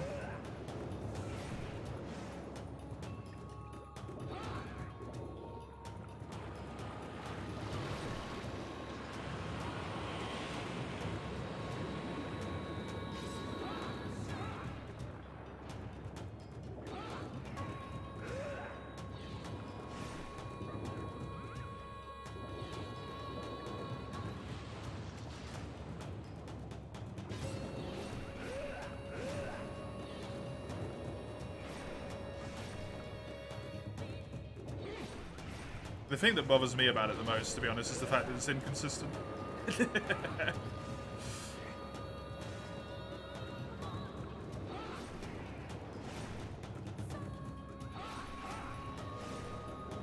I just wish it was consistent. They switch whether they have it or not every other fucking game. Stick with one, you fucks.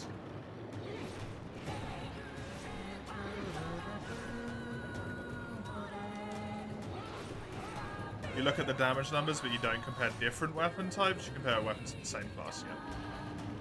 See, that's what I would always do as well. And you're looking at element, Eugene. Which is the same as what I do. Depth perception, slightly off-putting and underwater, not gonna lie. It's not perfect, for sure.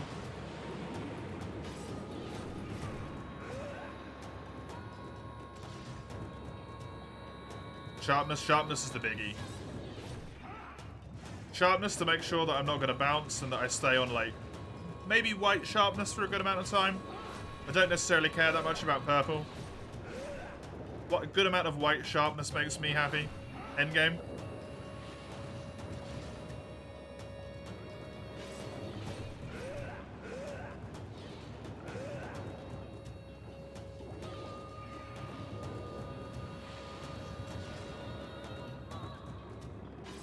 And then a good amount of element. There's some weapons, though, for dualies specifically. They probably exist in other use cases as well.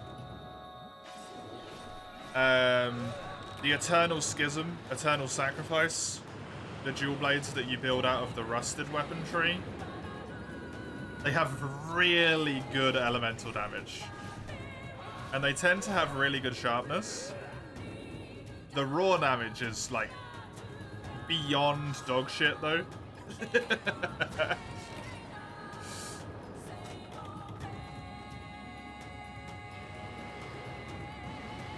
So that's probably one of the few exceptions where I don't use them. Like, purely elemental damage. So I'm like, ugh. Ugh. I don't want it to be that bad, though.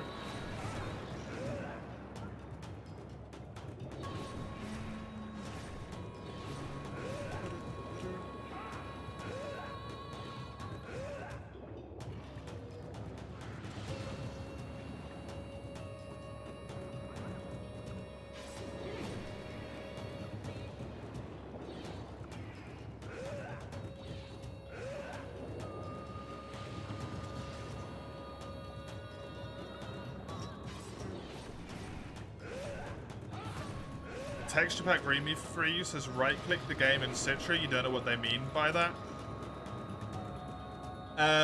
When you are in, like, when you load up Citra, it's like, which of these games do you want to play, right? And it shows you all the ones you've got there. Right click free U in that screen. And then you should have a thing that's like open custom textures or something. at that point.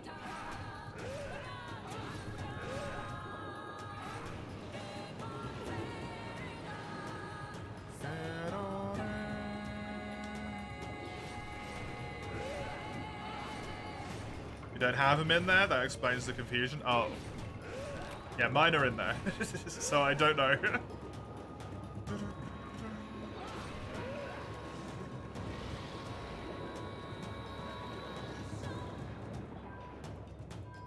Although they've changed Citra and I don't like it.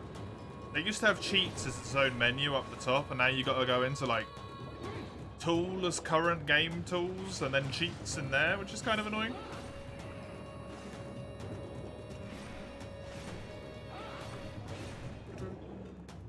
Of course, Eugene. My pleasure. Sorry if I over-explained, I tend to.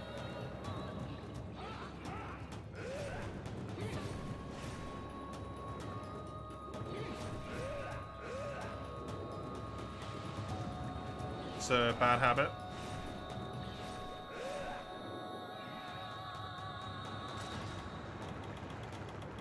Trying to work on it. Over-explain and for overly long. That's the bad habit.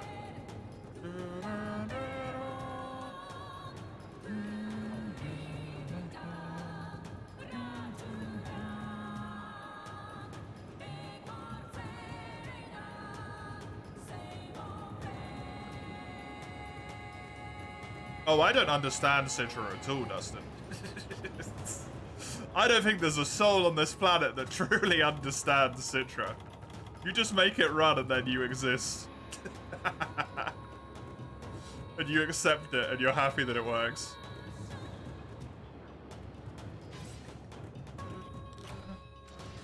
Ah, okay, Eugene. Fair enough. Welcome, Dustin.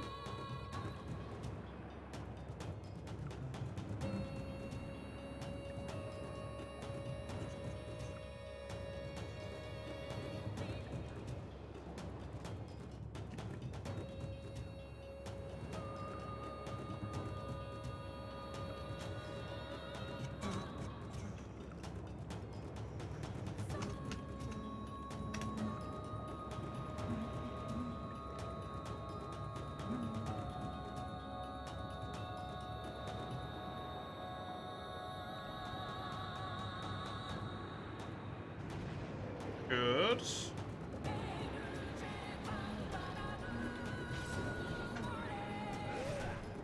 Citra just works as it pleases. Yep. Sometimes it works great. Sometimes it's terrible.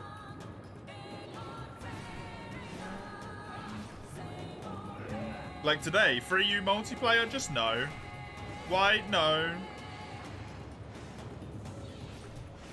Bet you 4U multiplayer would have worked absolutely fine. All morning, though. Right?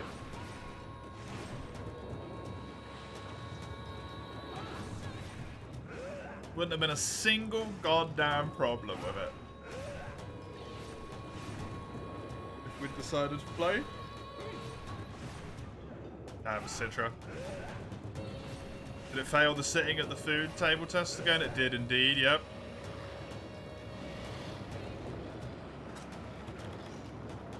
And we couldn't even go into a FAD server because they all had one random person playing random shit in them. And we had a full squad of 4. That is a bummer, Dustin. I hope you guys make it a good one. I'm doing alright. I wish 3U multiplayer was working. Other than that, I'm fine. I'm having a good time nonetheless.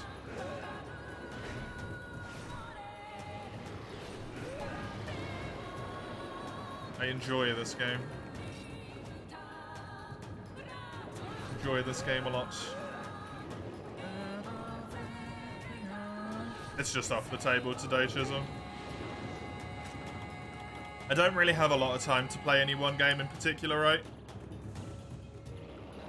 We only play 4 hours of 3U today.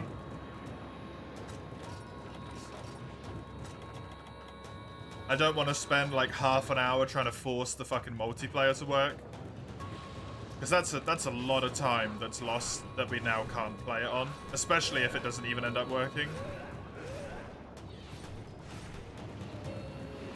And I was looking at how long the challenge runs take earlier. I've been playing the 4U Collector's Run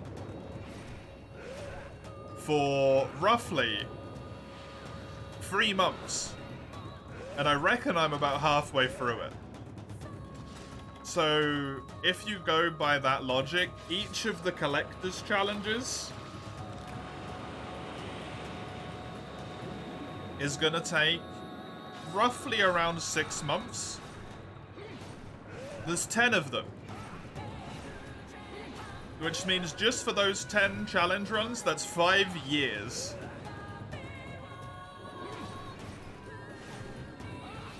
Right?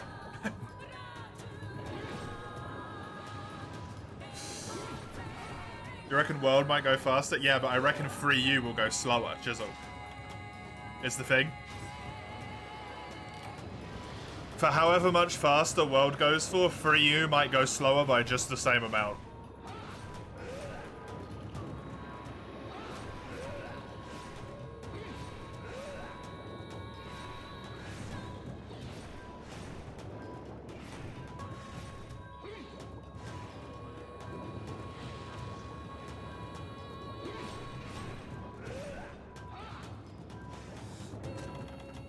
Hopefully they'll get quicker. I've also decided I'm not going to clear like every single quest at this point. I'm never playing Monster Hunter G, thank Ivan.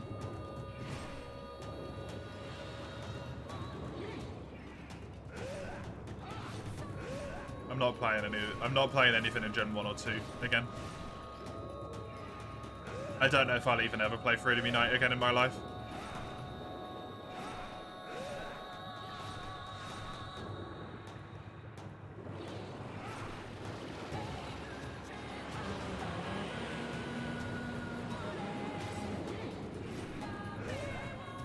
Test if the server works, yeah. I mean, if you guys manage to make it work, then you can give it a go, maybe.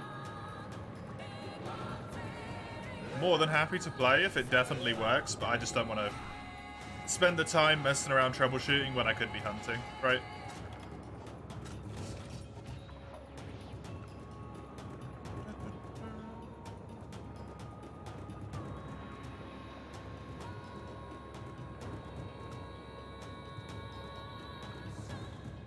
I had a G on the Wii.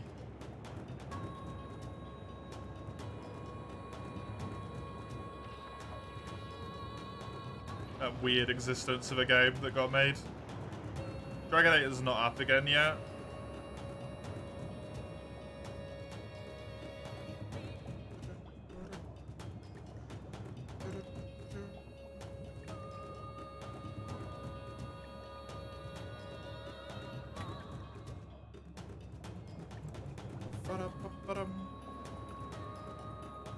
Just want to come over here just in case this does come up relatively soonish.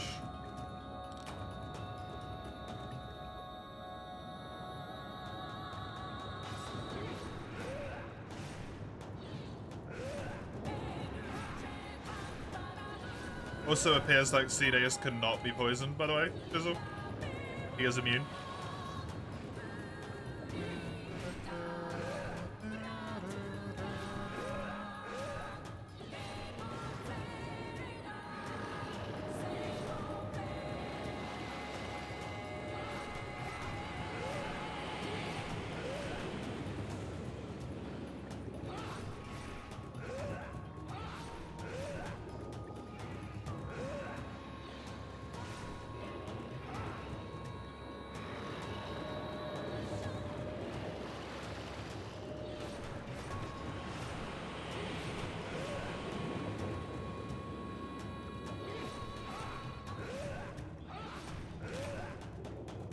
Offer that earlier, but they got drowned into your chilling mood.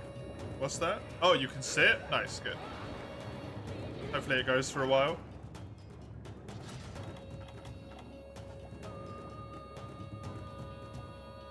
You you guys give it a few quests, see if it's still working, because it only kind of fucked up after one quest earlier, right?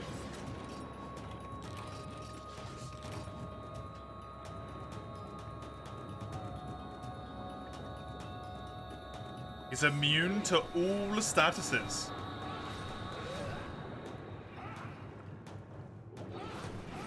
Damn. Neat.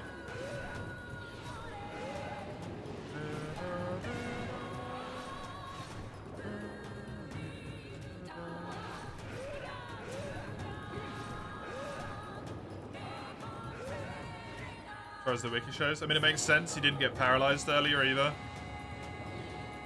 And I think I had a paralysis weapon at some point. I don't think he gets KO'd either, right?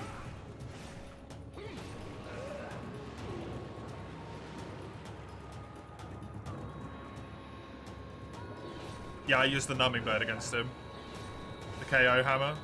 The KO hammer? The Gobel hammer. And it didn't do KO or...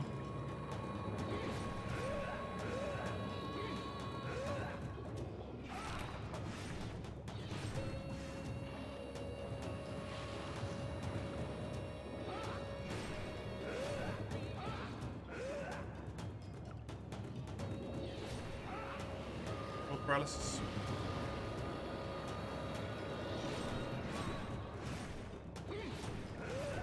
Thank you, Summers. Just a neat little thing to know. I guess he's not sea deus for nothing. Instead of just sea fish. He's a god in one regard. Might be the only regard, but he is a god in one regard.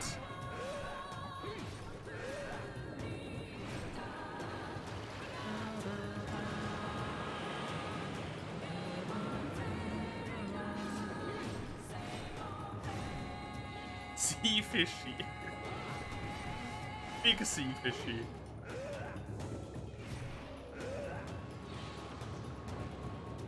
Not quite a flap, but good enough.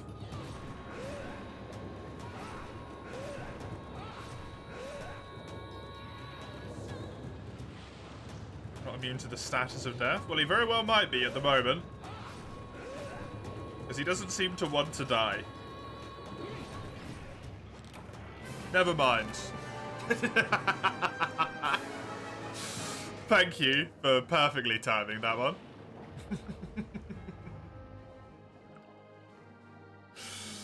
Oh, fantastic. Underwater combat returns. Hopefully we can have something like a sea glide from Subnautica. I've never played it. So I don't know what that entails, but I guess that's just making you move faster.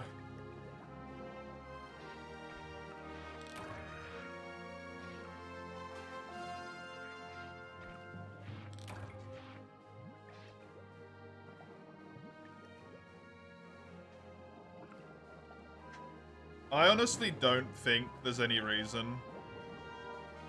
You know how in World they were like, hey, we've reintroduced the Slinger and we made it so that Gunner and Blademaster armor work together because it was just easier that way, right?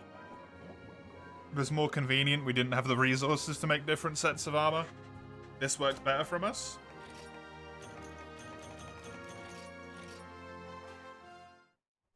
I feel like in the next Monster Hunter game, they could very much just be like, yeah, so... Or in a game where they put underwater combat in. They could just be like, our hunters around here, they have to do a lot of like naval-based combat as well. Like typically they have to jump in the ocean. We just built flippers into everyone's shoes. It was easier.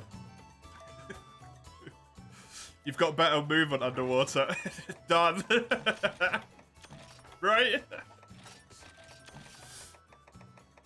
Is it the most nuanced and like fantastic explanation ever? No. Is it just enough to be like, yeah, alright, kind of. Kind of is.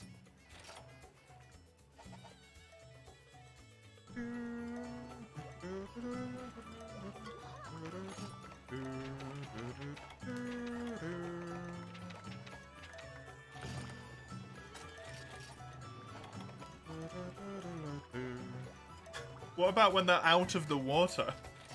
Goro.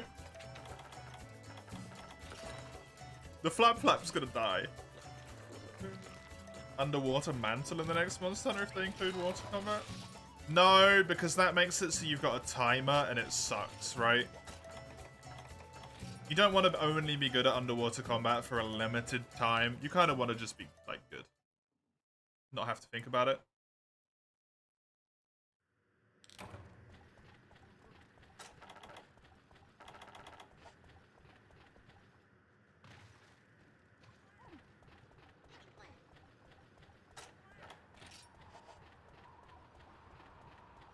They fold into themselves?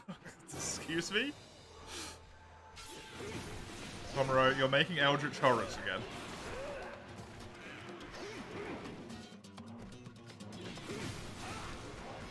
Underwater plants to contain air? I mean, you can just have large plants with, like, air bubbles coming out of them, right? They have that in this game. Or just, like, cracks in the ground which air bubbles rise through. In this game. If underwater returns, you don't want the oxygen meter. Honestly, they could just do that as well. Like with how when you had the mantles on in World, it gave you like a little gas mask type thing, right? And the effluvium didn't affect you. If you go underwater, maybe part of the animation is your hunter just pops like a little rebreather into their mouth or something.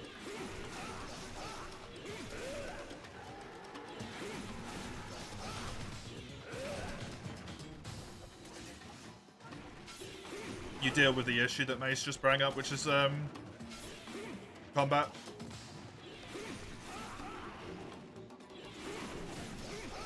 Combat interruptions and ruining the pace of combat.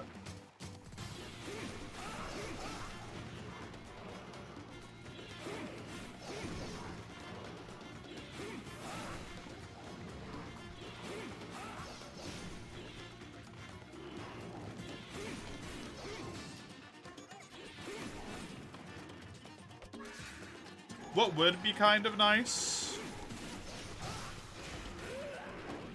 is if they made it like a cool drink, hot drink scenario.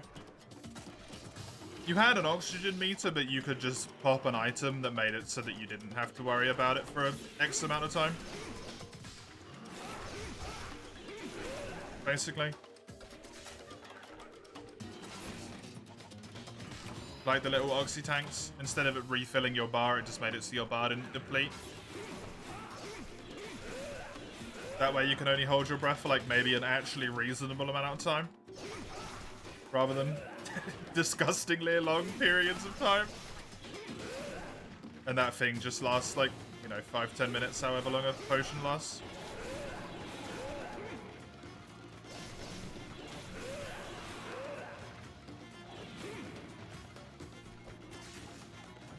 If they don't bring it back, we won't have issues. I mean, we will never get to see some of the monsters ever again, potentially, Fanged Wyvern. If they never bring underwater back. At some point, which is a shame, but...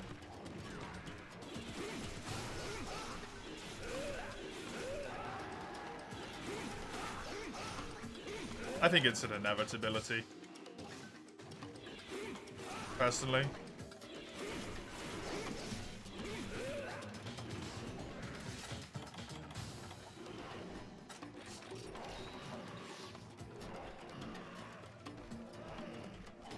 That's a cool idea, Unreal. I like that, yeah.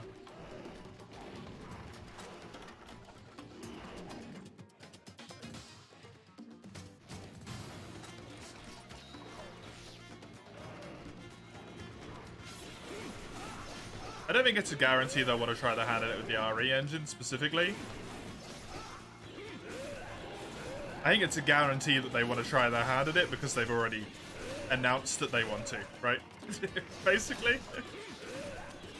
They actively were like, hey, we want to do this. It didn't work. We didn't have time. We didn't have time in Monster Hunter senses usually tends to translate into, like, we'll try it again in the future.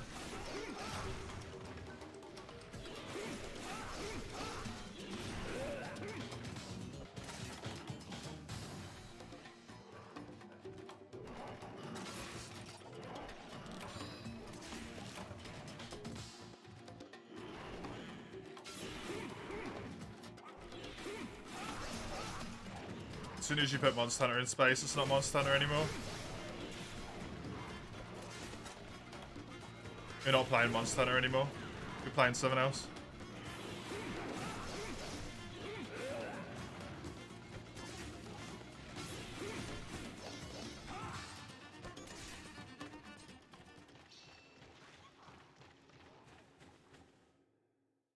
Excuse me, Fango Ivan?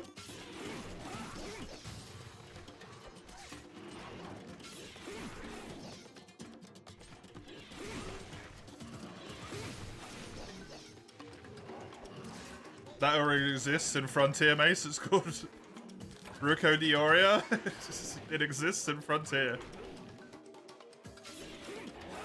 Basically, it's magnetic, yeah, but it's kind of the same thing, right? With the way in which it works. Also, I guarantee you there's a gravity one in there as well.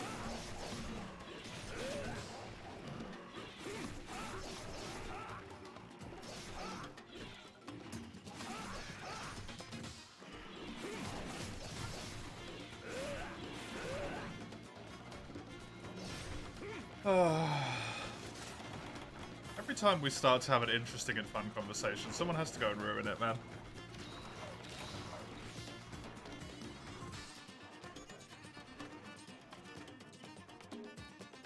Someone has to go and ruin it.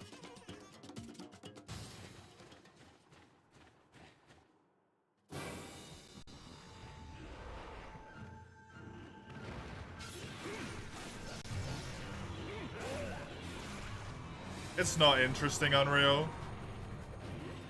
Seeing the same shit over and over again about making Monster Hunter horny constantly, it's not interesting.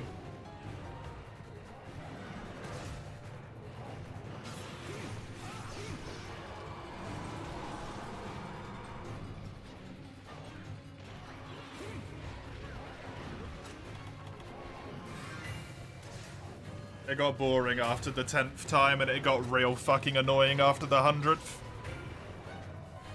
And I got sick of reading it after the 500th.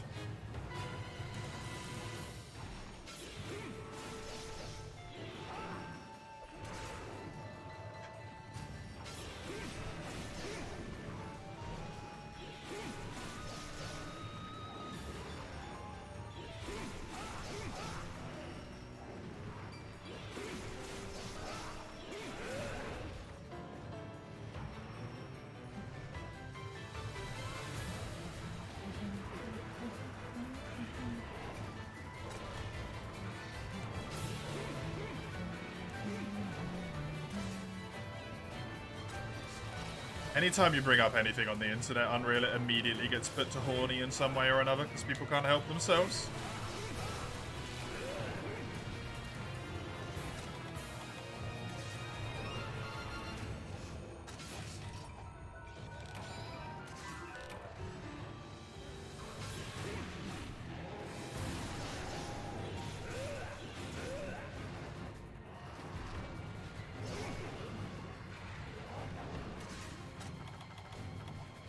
Can't help yourself, Aggie? Only after a boundary's been set, Lugia.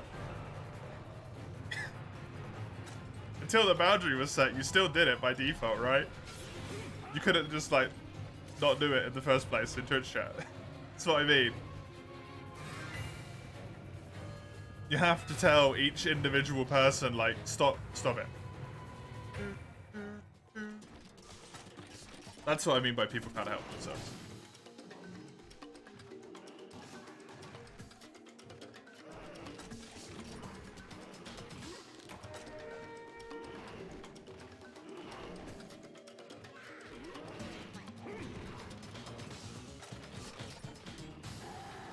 Add it to the tags? Oh, because people read those constantly.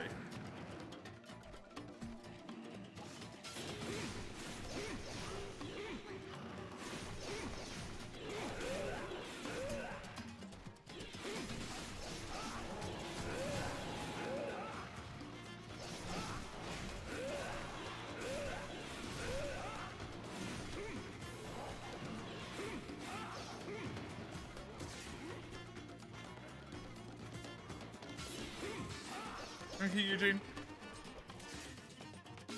Let me know after a few more. If it's still going good, I'll join you guys.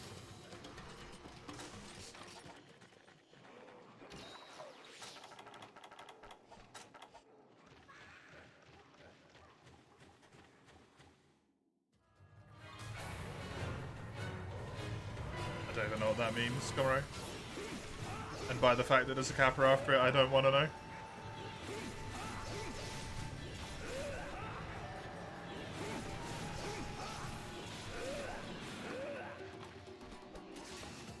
I have no idea, mate.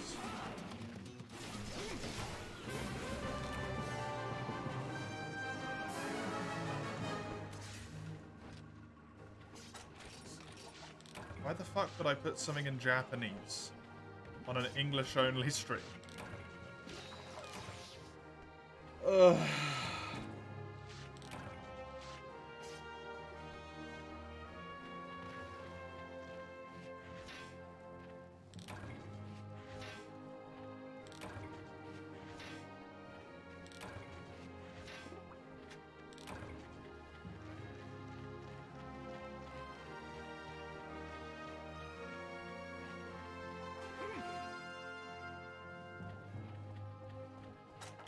When in Rome, I'm not in Japan, but I'm in the UK.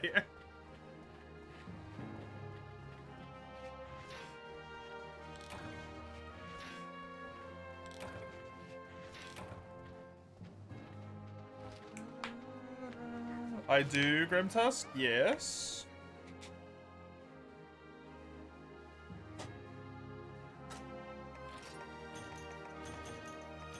Actually gave me some Gracium, which is nice.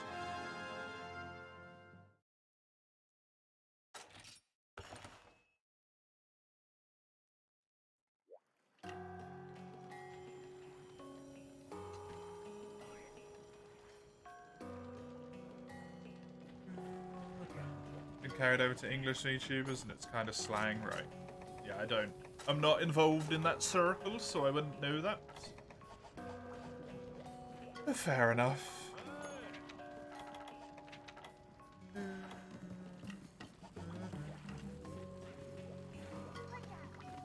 Have any new games I plan on playing? What do you mean by new?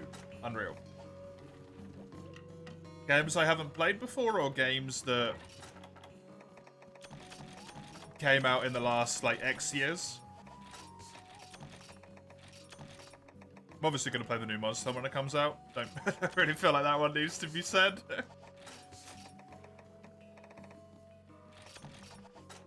Actually, if it looks like Rise again, I won't play it when it comes out. I'll save my money.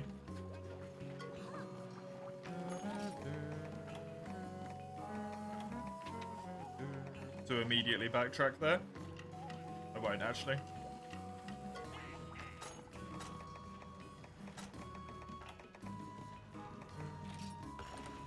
Any interested in Baldur's Gate or Starfield? Starfield, no. Baldur's Gate, yes.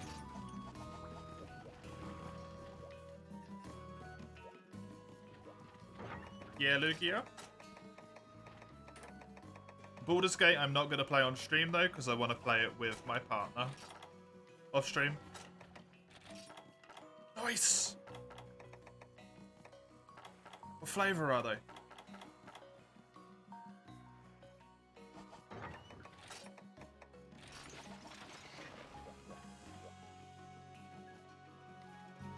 Yeah, Starfield doesn't interest me. Space isn't necessarily a,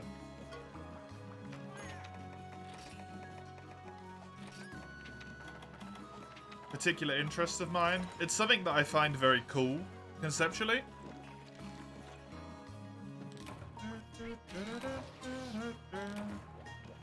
Like, looking up and seeing all the stars and being like, each one of those is a giant burning ball of fire, right? That's pretty fucking neat. But I find with a lot of space games and stuff, the thing that kind of loses me is that it's always so much on a, and it's got to be because it's space, but it's always so much on like a macro scale that you completely lose the point of the micro scale. And that's kind of like disappointing to me.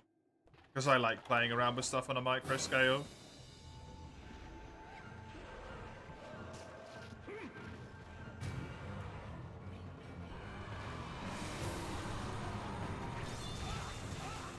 "50 times the amount of stars," yep. After Fallout 76, you doubt you'll be interested, but you'll see. I wouldn't be lying if there wasn't a massive part of me that just said, like, I refuse to give Bethesda any money.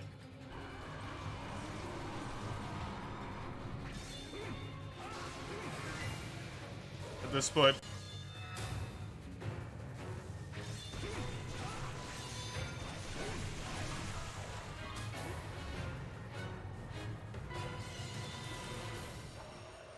Warframe? Definitely not Warframe. Stuff that I haven't played before, though. Let me have a little look-see at the mastery sheet, because they're on here.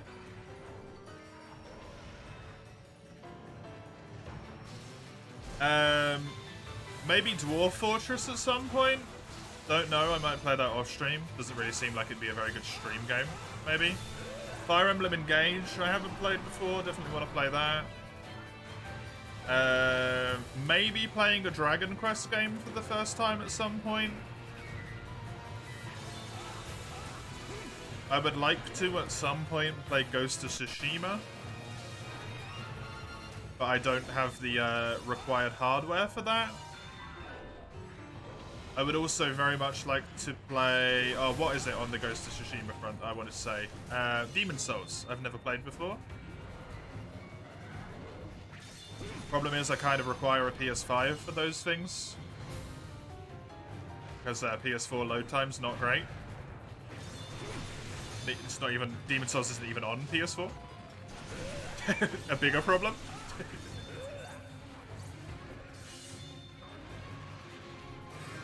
Maybe playing some God Eater. I've got Lord of Arcana, question mark, on here. Obviously the Metro games, like Jizzle just said. I've never played any of them. Looking forward to giving those a go. I've never played Pokemon Emerald or Pokemon Platinum, so I want to give both of those a go. Slime Rancher, Subnautica, Tokaden.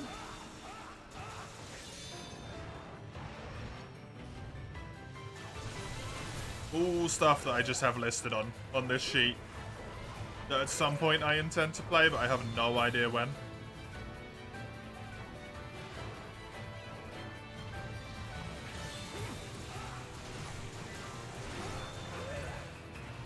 Because I don't really have the time for it.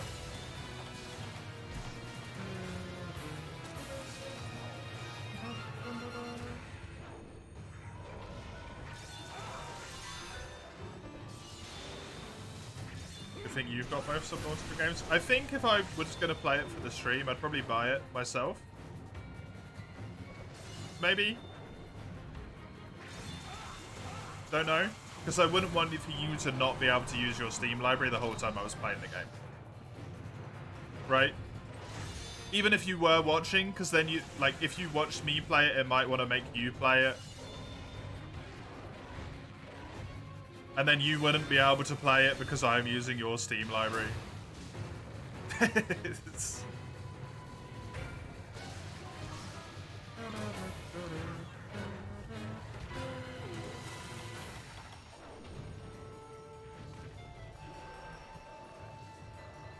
Yakuza is something I'm interested in? I have absolutely no interest in Yakuza.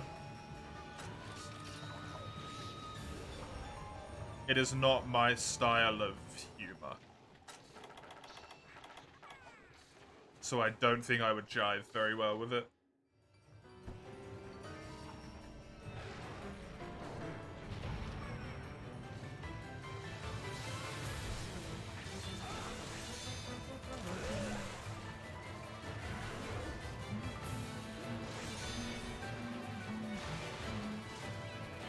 I mean, no offense, Mace, You don't like 90% of the shit you do, man.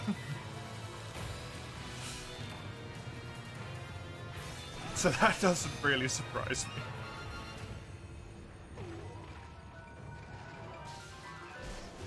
The hell? You complain about everything you play, like a lot, man.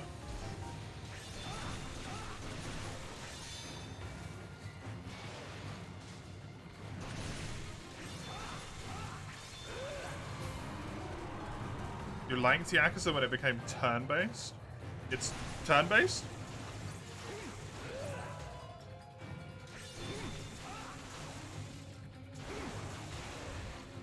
Yakuza's just beat him up, right? For the most part.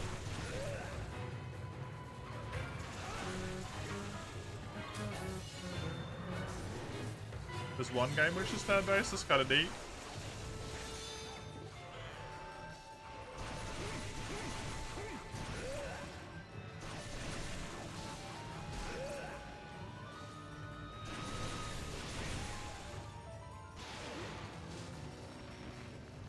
Okay, cool.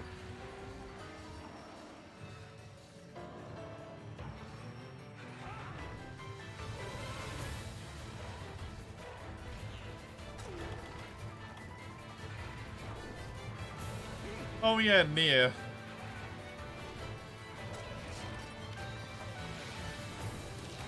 Nier's one of those games that I was briefly flitting with the idea of playing for a while and then decided against, I think.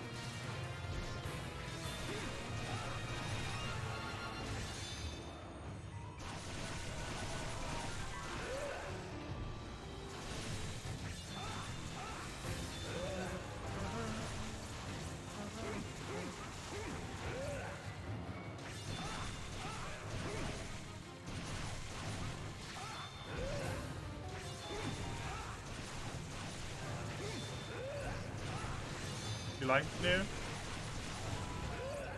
Fair enough. It seems to have like a potentially compelling story. And it seems to have astoundingly good music. But the gameplay's always looked kind of a bit lacking. Like everything's very spongy.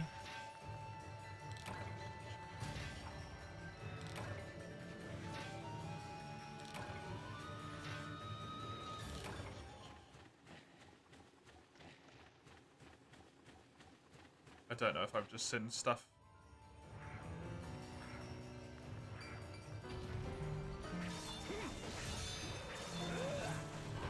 That's been a poor representation.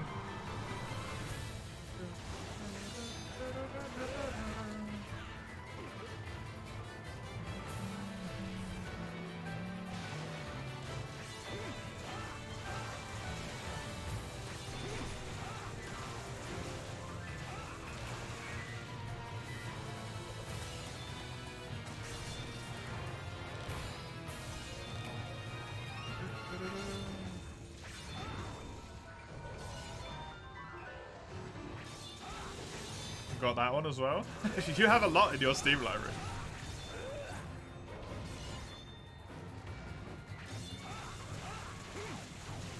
What happened, Shizzle? It's a very leading comment of the fact that something very bad happened.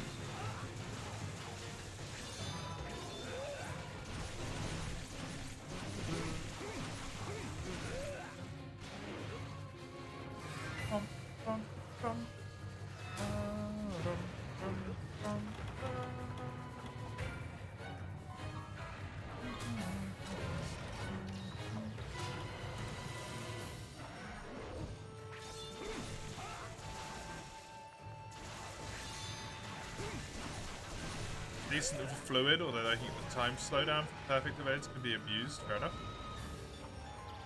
Get into high rank and fight Plesioth and Rathalos and shit. There is other quests there for you to like farm armor and stuff with, right?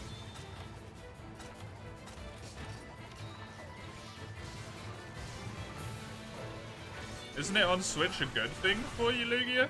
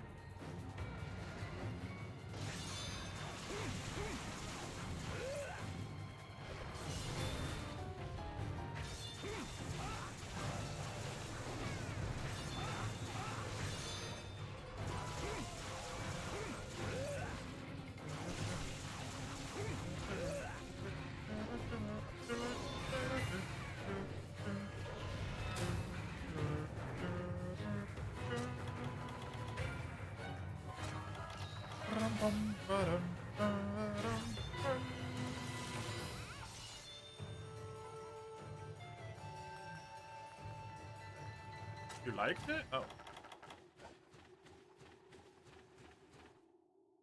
Fair enough.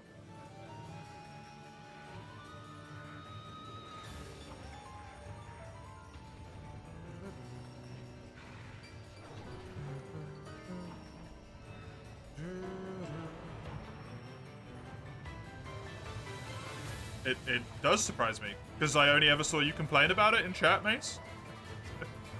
About how the parries and the dodges were bullshit and the timing was unfair and... you hated the one character that you were forced to play for a massive period of the story, and... I don't think you realize how much you complain about games and how little you praise them. Whenever you have fun, you play the game more. Whenever you dislike the game, you complain about it. So it sounds like you only complain about it because you don't type about how you enjoyed it. So it feels like every game you play, you hate.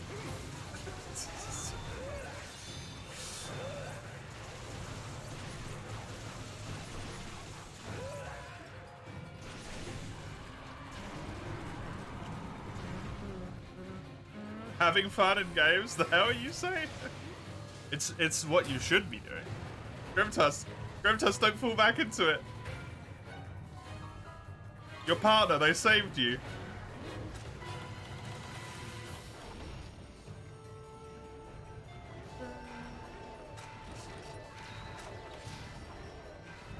You got kind of good at the parries? Yeah, see, last I remember, you fucking hated them.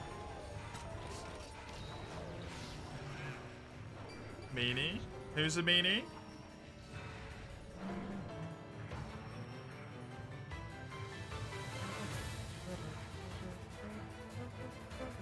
Eugene? Oh.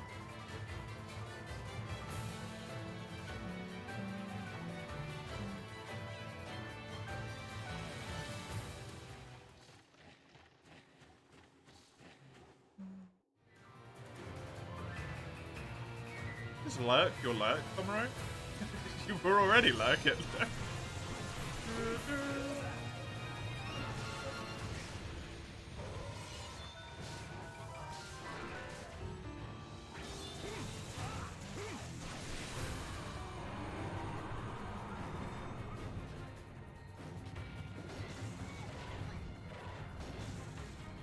You're a weird ranger. You get mad, you know that controller is 50 quid, so you throw them into the couch. Quality emotional baggage gets made.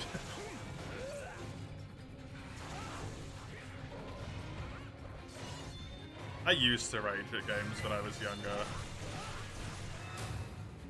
Now I stay away from playing the type of game that makes me rage.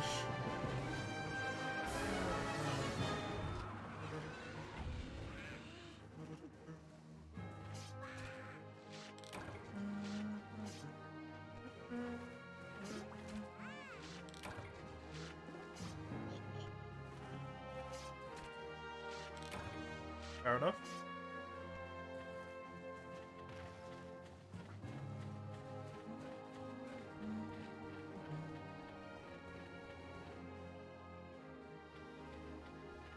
I can't live with all of that, like, anger in my body anymore.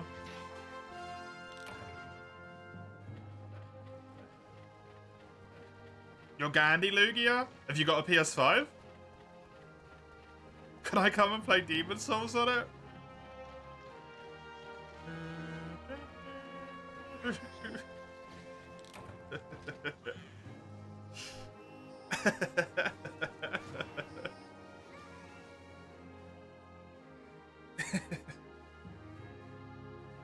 That's an inside joke, don't worry. Do not ship me your sibling's PS5. That is, like, I am part of a crime at that point. I don't want to abet in a criminal activity.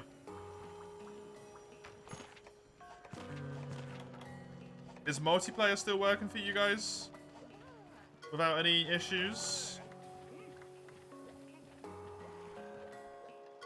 Have I heard of Persona 3 Reload? I've heard of Persona 3, I've not heard of Reload, no.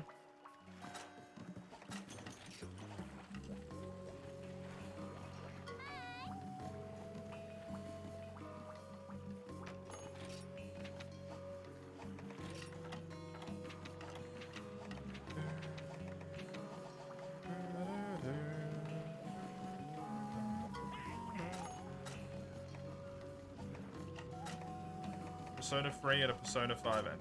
Okay, so it just looks nicer and plays a little bit nicer, fair enough. There should be a FAQ somewhere, Grimtusk. It's not me trying to push you off, I genuinely can't remember how to do it. Because I did it over a year ago at this point. And I had to fiddle with it for so long that I can't remember what I did that made it work. To be honest, I don't know anymore.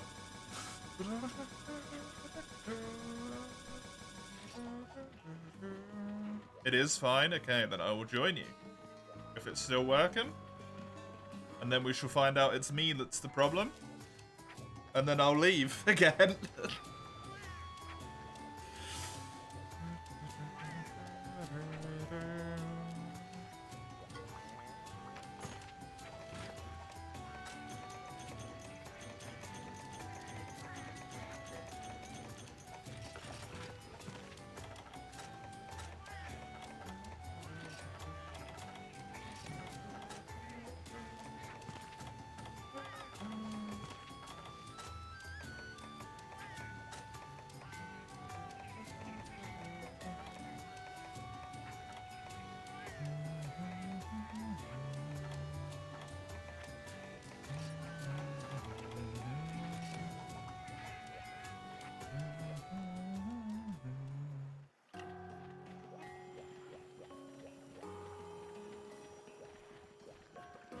At this point, can I make... What did I even just fight? I don't even know what I just did. Who am I? Help.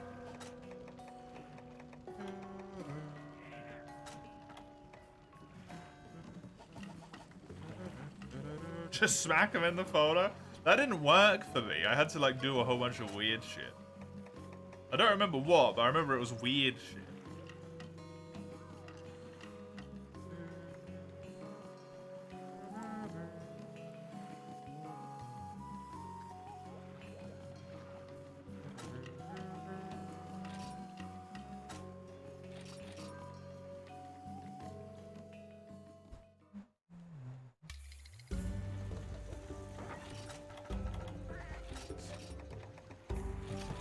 Buy a Wii U. Easy to do at this point. Just a casual Wii U buy. You can definitely find those just like laying. They're on the street basically, just laying around. Let's go and pick one up, man. Why even buy one?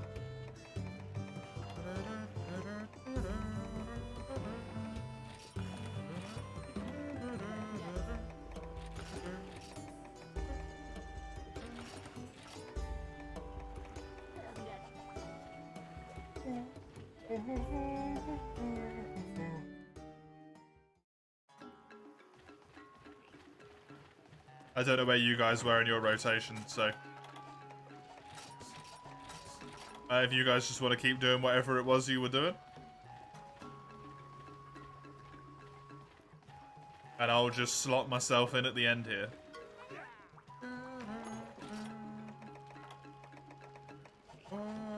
I would be next, ironically. Start from the top. At that point.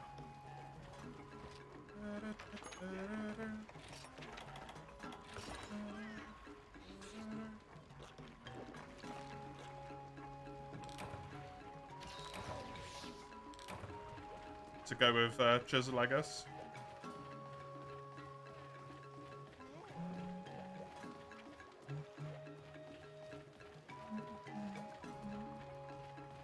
I want to join the lobby that you guys have been in and then immediately be like, hey, my fucking quest, right? That's rude. That's rude.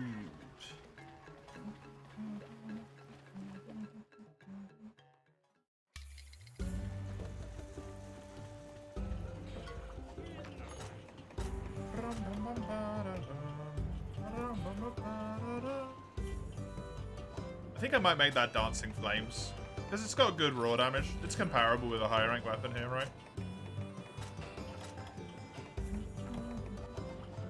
You wouldn't mind? Maybe I can post a cheeky low rank quest before Drizzle comes back. Then.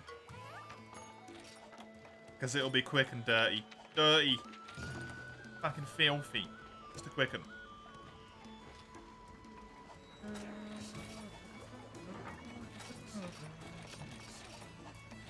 Why are you upset, you Lugia? What happened?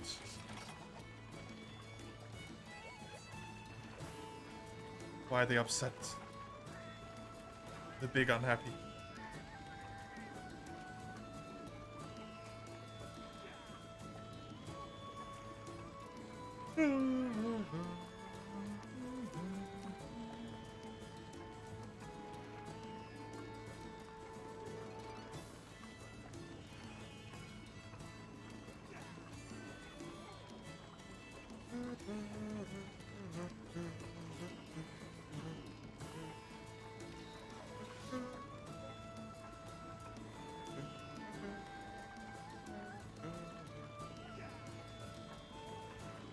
Pardon me.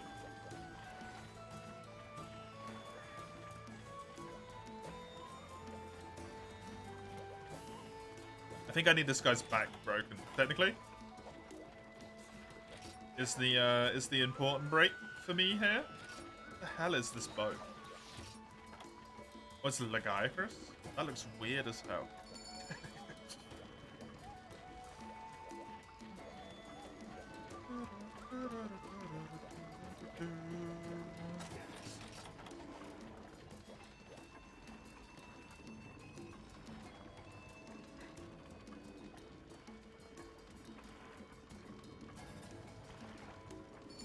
Just did a barrier off for no claws.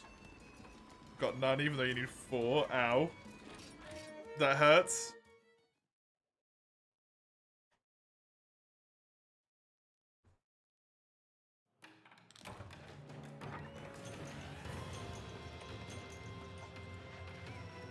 That hurts a lot.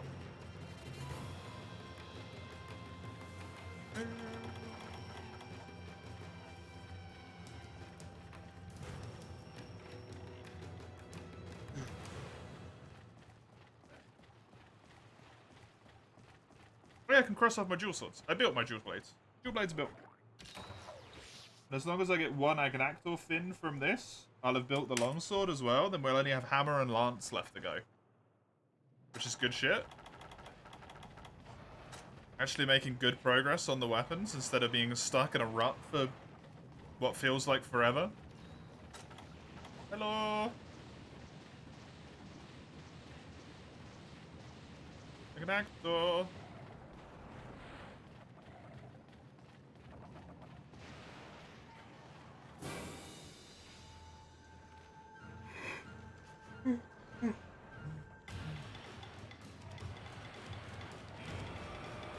Hi. Just remember this boy is low ranked, so he might die very quickly. Very quickly. I'm rocking 170 raw damage at this point. And some water element as well. Which is pretty damn good, I feel.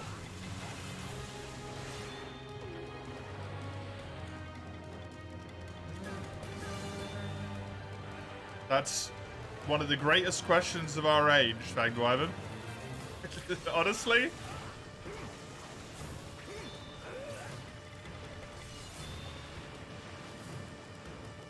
Along with Zamtrios.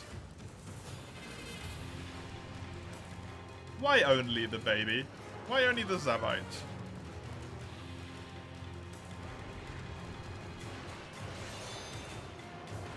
And also, to a lesser extent, Tetsu.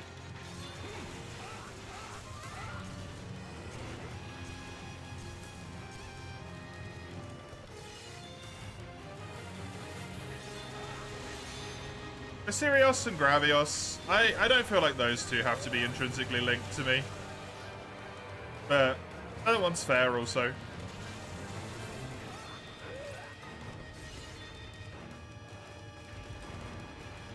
It is a bit weird to have one but not the other.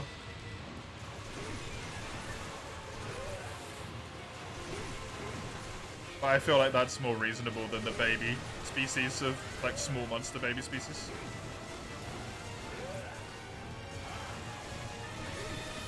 At least Basarios is its own large creature, in a way.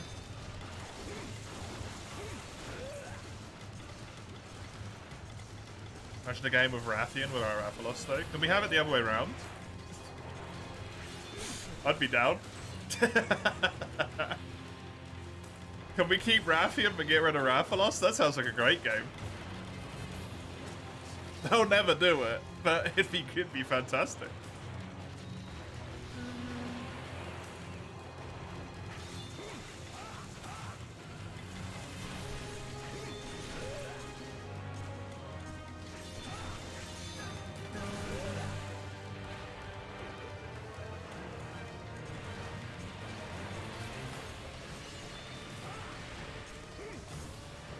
Rathian and Rathalos, I would argue, are kind of the same thing.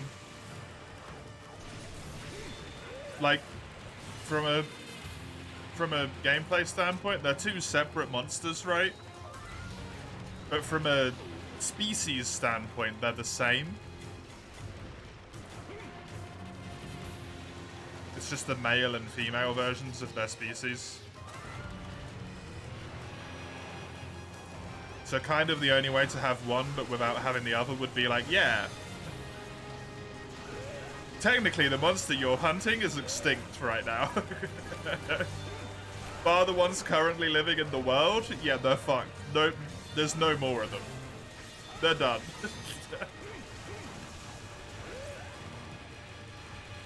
Because if there's no Rathian, they can't make any more kits.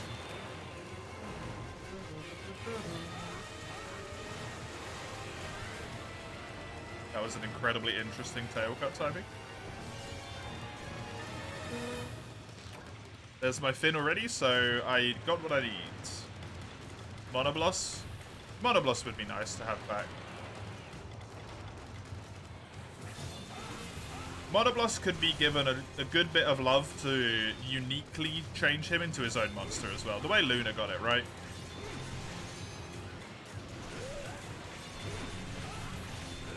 Luna's just not just blue Teostra in Monster Hunter World.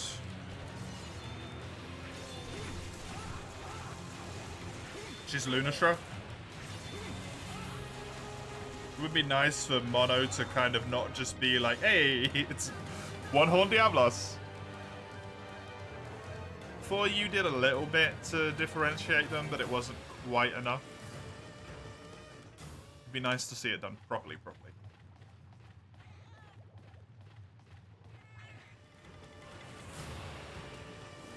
Even though a Nova sucks, you appreciate that? Yeah, same. They could have left the Nova the same. I wouldn't have minded. They could have left it as super. We could have left that one as just the same. That would have been fine. If it meant we didn't have to deal with what we got.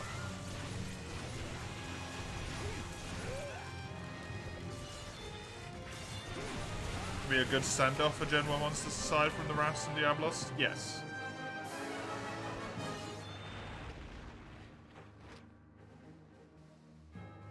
Well, I don't think they need to be, like, sent off properly.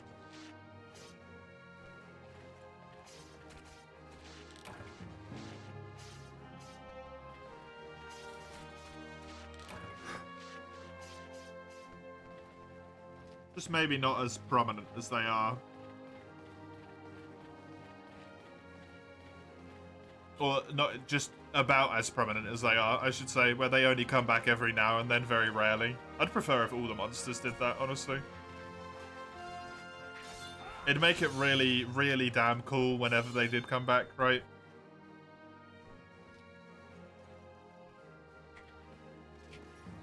Because that's kind of the spot it's in at the moment. where it's going to be like, holy shit. Like it was for Rise. For Sunbreak. Oh man, for Sunbreak, when they announced the crabs, I was so goddamn happy. I was overjoyed to see the crabs coming back. Daimyo fucking Hermita. And Shogun Zenithar. Astounding.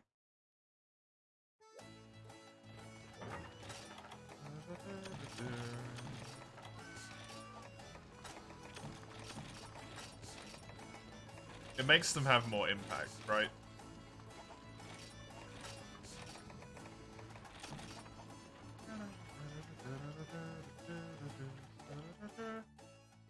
Chisel's poor hunter has been face palming, or like face planting maybe, into that quest board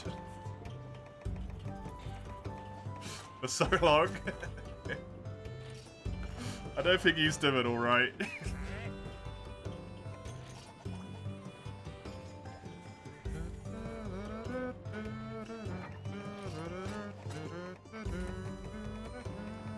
Look at this. Only 2 more weapons left. Hammer and Lance. Jade Baroff and Perlisiov. And I believe the Jade Baroff one is almost done. No, is the furthest away one. Yeah. Honestly, in all genuineness, it might be better just to make 2 Plesioth weapons. So I don't have to farm the frozen globs, which suck to get. I would need...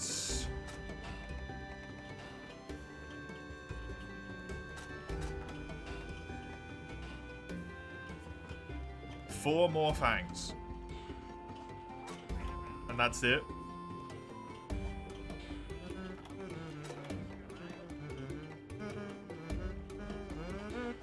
I might do that.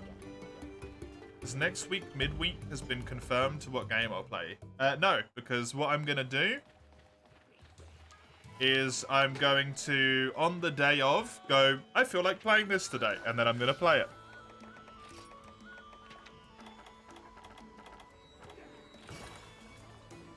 So next week's midweek streams will be whatever the hell happens.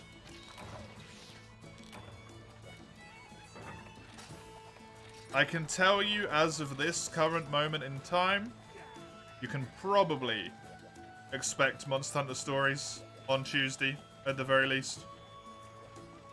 Because I'm having too much fun playing it. And I want to play more of it.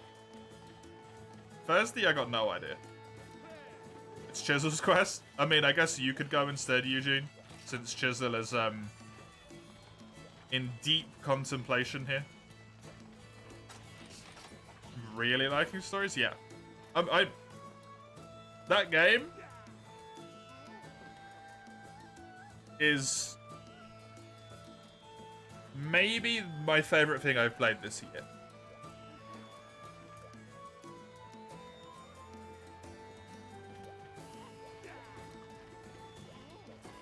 Honestly.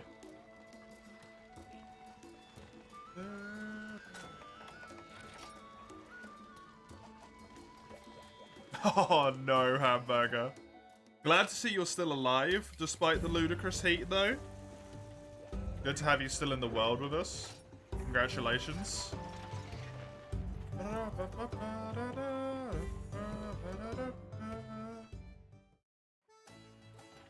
So, Stories has been a fucking joy to play.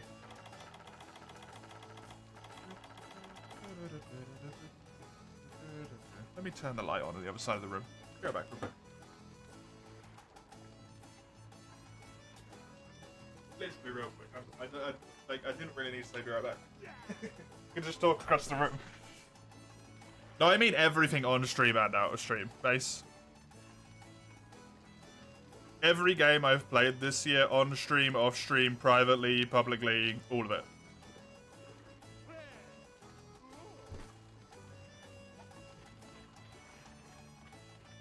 Guru? Cool.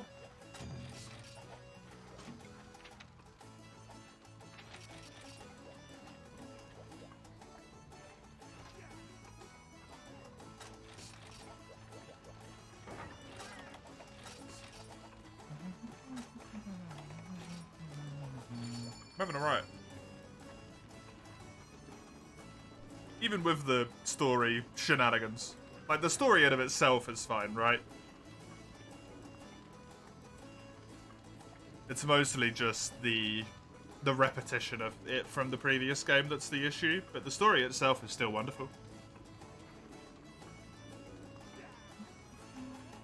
You forgot what we've done for midweek?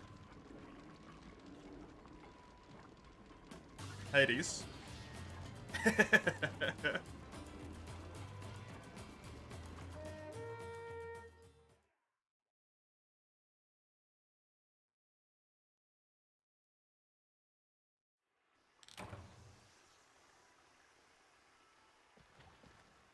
We did Hollow Knight this year, Gungeon, Terraria, a little bit of Darkest Dungeon 2, Dragon's Dogma, Cult of the Lamb, and Hades. Gungeon was in January.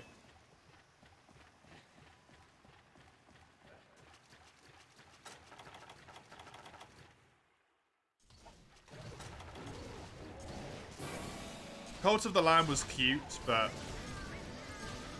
it wasn't as good as Stories has been. I really enjoyed it.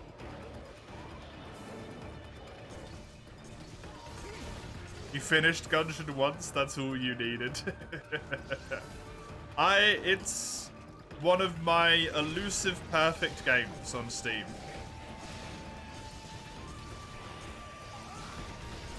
I have every single achievement in Gungeon.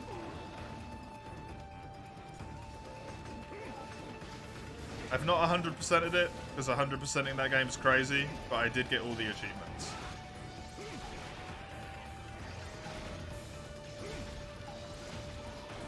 It says more about me liking Stories a lot? Yeah.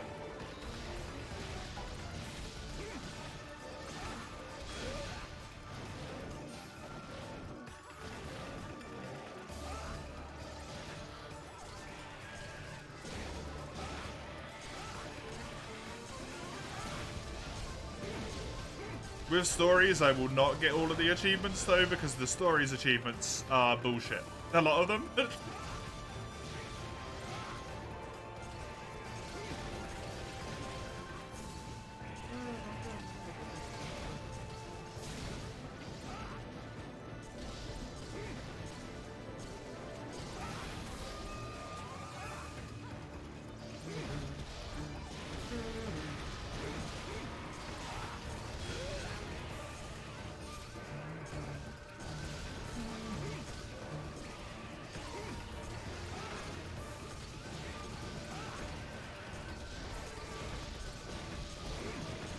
Dragon's Dogma was really nice, but mostly kind of like ruined by frustration at the DLC. Unfortunately.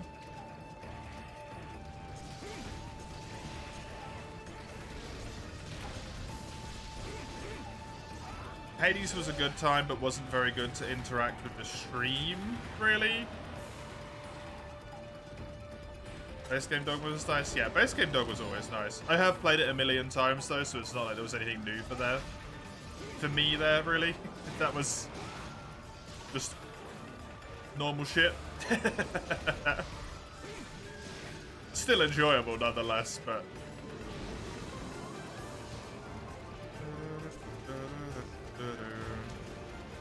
For me, that was part of the course, right?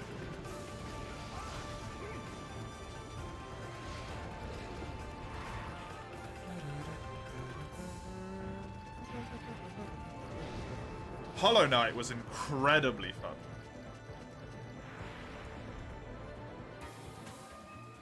Completing that Pantheon. Oh.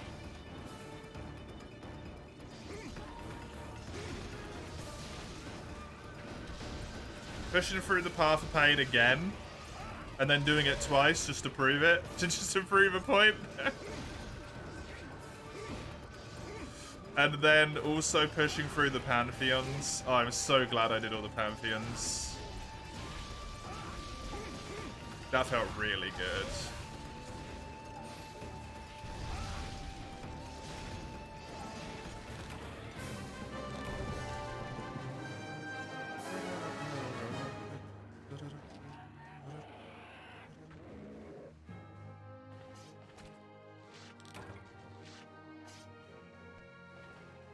Terraria was enjoyable.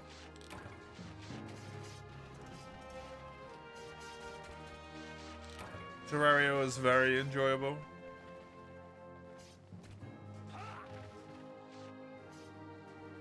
Glad I played it. Looking forward to playing it again. Darkest Dungeon 2 only lasted like 2 streams, and it was just when it came out.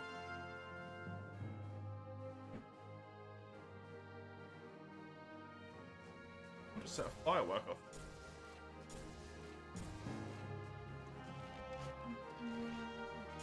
Oh look, my follower game on.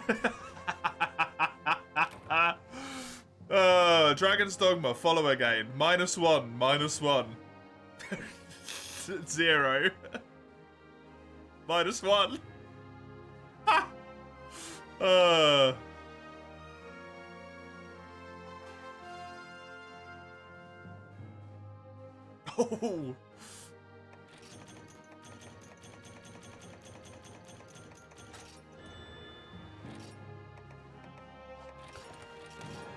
Correct, Eugene. Yes. If you actually get wins every now and then. That's dependent on the person for roguelites being fun, yeah.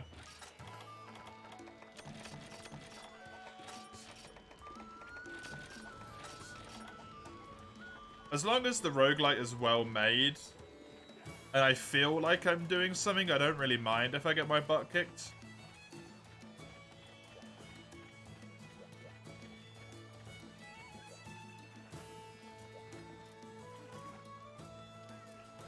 Wish I never found this statistic out. This is, painful.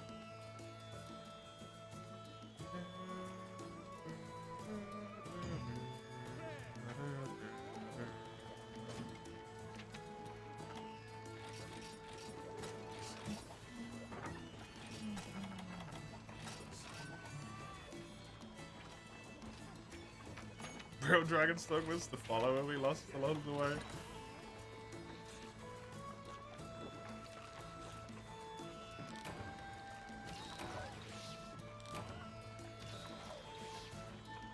Apparently, the story stream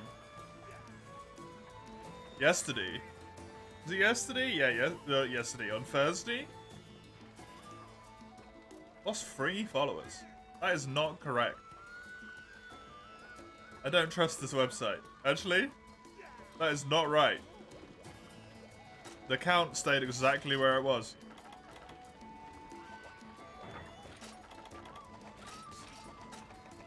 That or Twitch is lying to me to inflate my ego.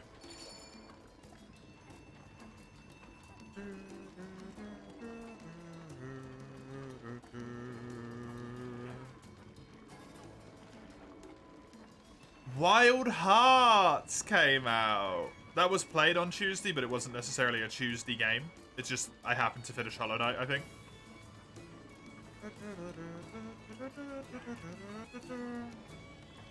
That seems like it's it.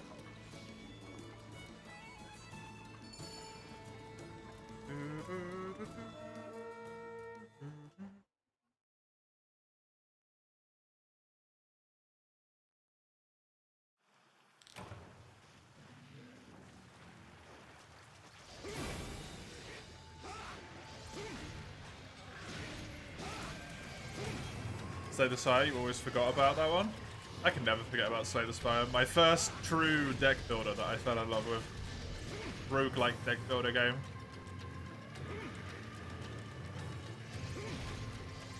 Very fun. Speaking of that quest, yeah, you got it immediately, Eugene. It's good for me as well, because I need Plessy up bits.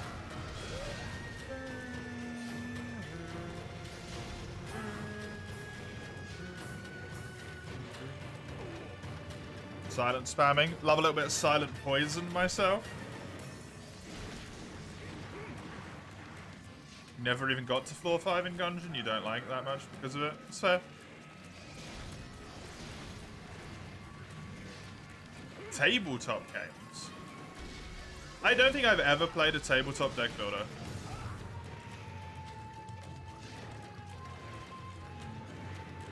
Because the only person I tend to play tabletop games with is my partner. And my partner isn't a fan of deck building.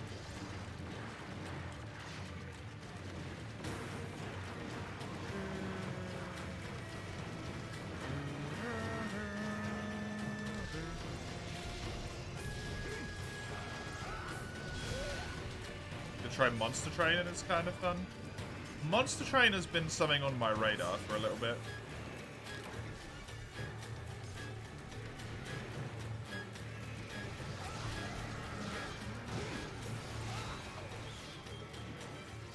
But I kind of decided ever against buying it. You are happy? When you are happy means when you do keys. When I progress, Eugene, that's when you're happy? Easier than Slay the Spire. Slay the Spire is incredibly tough, though. So that seems like a plus to me, personally.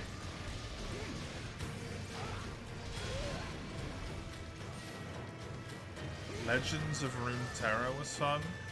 Wasn't that a PvP game?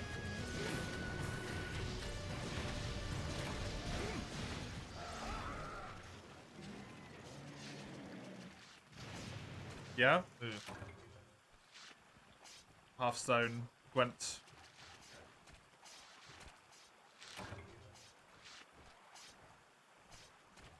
I always like them at first, but I fall off them really quickly. Because they are very prone to metagaming. Card games like that. PvP deck builders. That's why I like PvE deck builders, because I feel like I can just shenanigan and do what I want.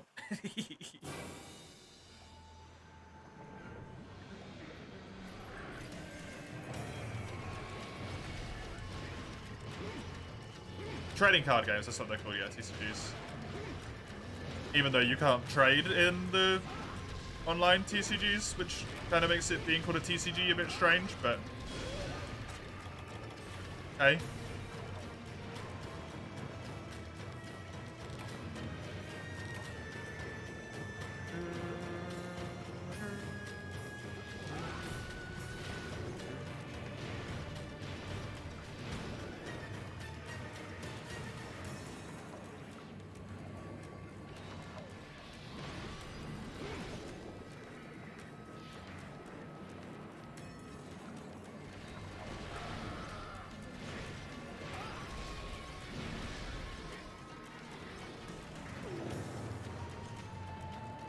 Great art. It has fantastic art. Slay the Spire has a wonderful art style. Honestly. That game does not get enough praise for it.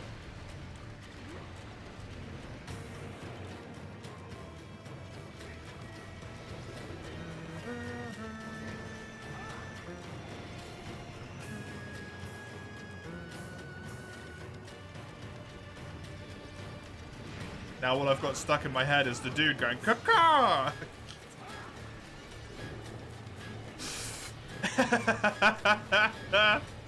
Oh, fucking Slay the Spire.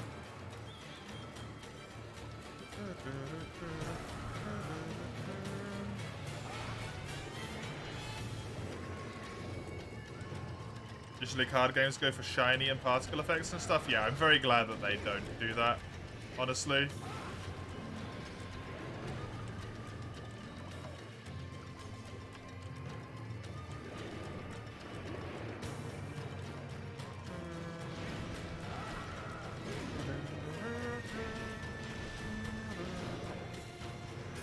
Not that there's anything wrong with shinies and particle effects and all this. Sometimes it's just nice to have a difference, right?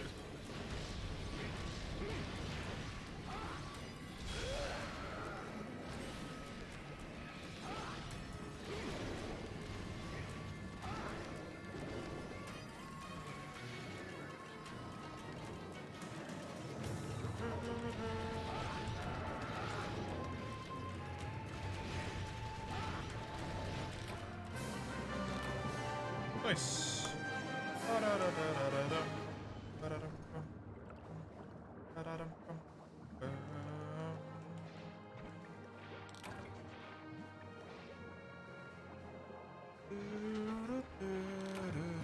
And there's my other torrent sack.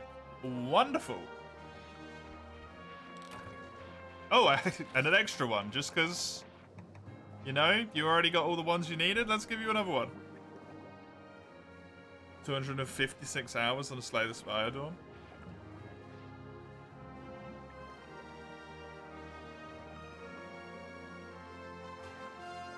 How much I've got?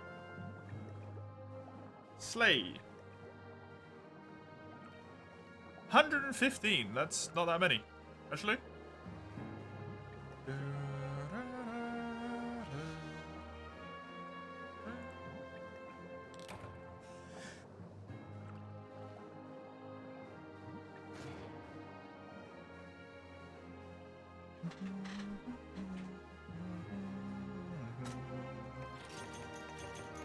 Worth that one torrent sack in the rewards. I'm glad I carved them.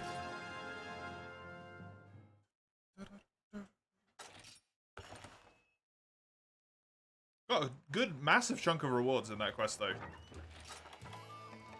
Not a single sack. Oh, no.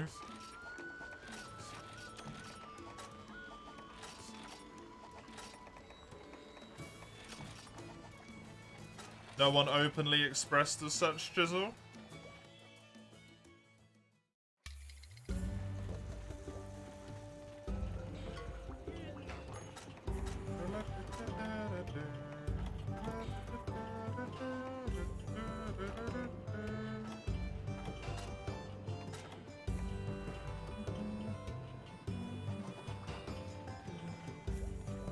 You got 3? I got 4 from that one quest.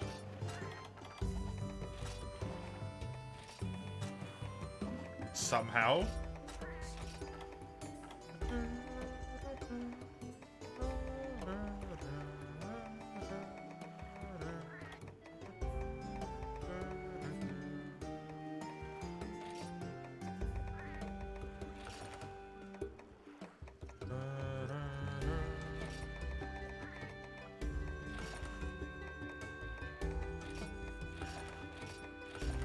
Oh, it's my quest, right? The singular Plesioth. If someone doesn't mind posting that.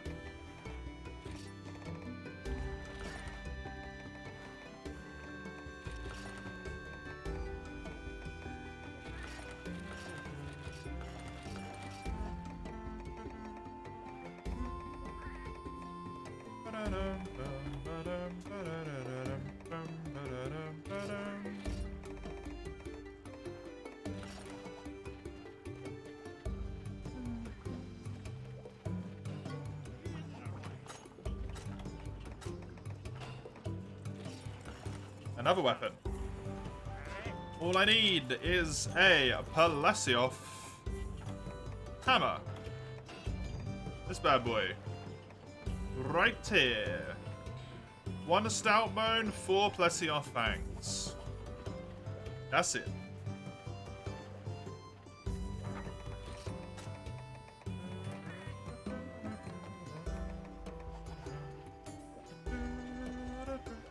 The Jade Baroth one is technically better and would last a longer time, but it also seems like it's going to be a pain in the ass to fight.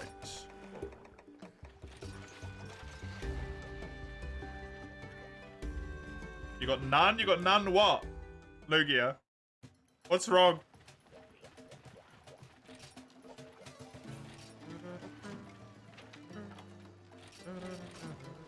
Thank you, that's the one. No, Ludroth stuff. Shit! Did you fight him? Or did the game just have the audacity to not give you any Ludroth materials when we fought him? Quite frankly, it's just unfair.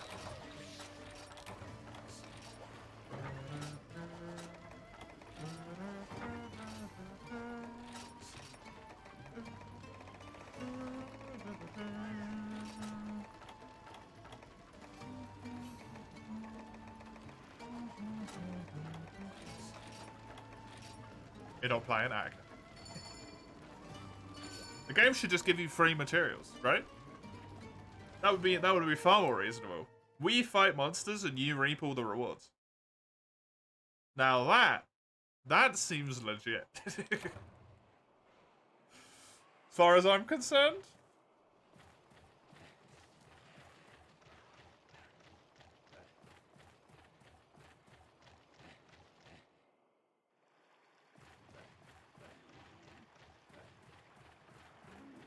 The hell is this Plesioth Lance? It looks so weird. You just need the fin broken, Eugene? I just need the fangs broken. Break his head, break his fin. Pretty easy to do.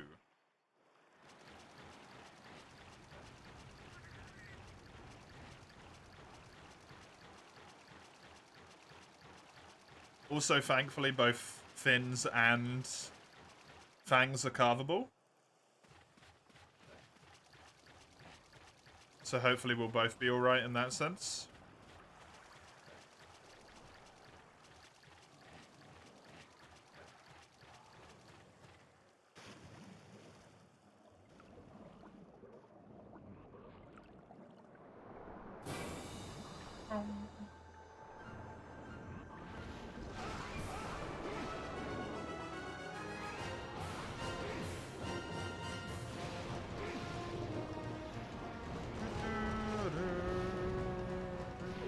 Ow.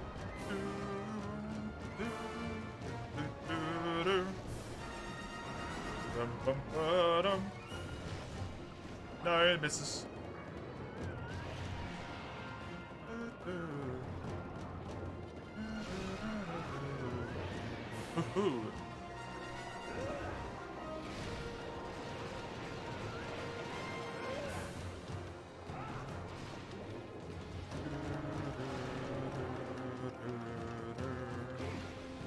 Poke his underbelly when I can, and I'll just get some damage on the fin there. Instead of us all being clustered around the head.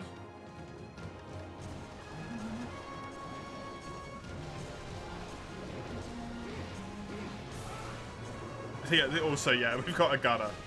If you stand still for a moment, the head's gonna break.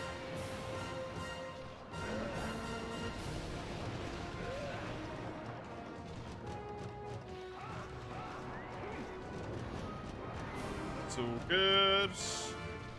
Charge. Lance is caught underwater. Lance is fantastic. Full stop. In 3rd gen, Lance feels so good to play, in my opinion.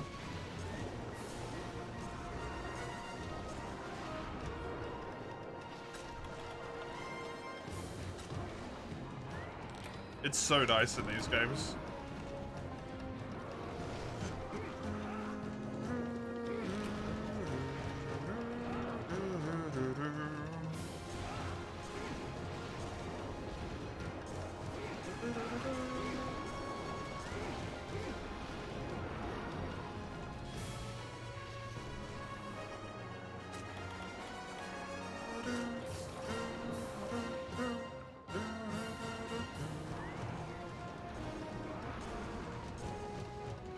Yeah.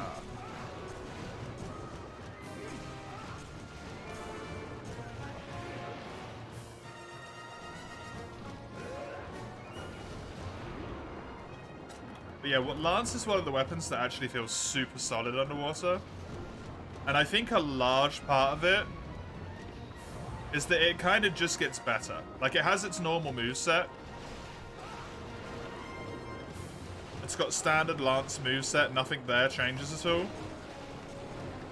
The dash goes quicker than it does on land, so it feels even better than the dash normally does. So that's like purely an upgrade. And then because people have a lot of trouble telling like where monsters, how far away they are, if they're attacking them or not underwater, just being able to block is amazing. It's like this perfect storm of doesn't get fucked with, sort of gets better, and depth perception being difficult underwater. Makes Lance fantastic.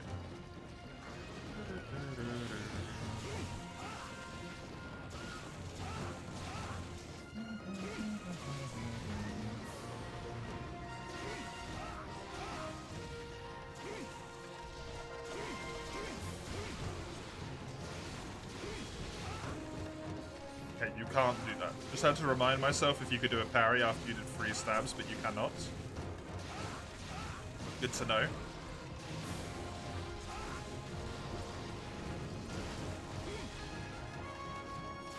Try to stay relatively close to defeat, but far enough away that Eugene could still longsword them.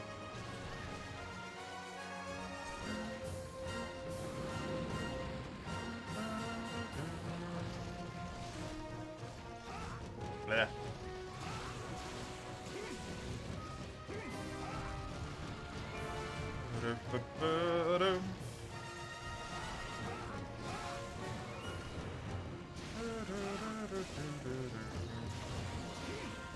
Ow, ow.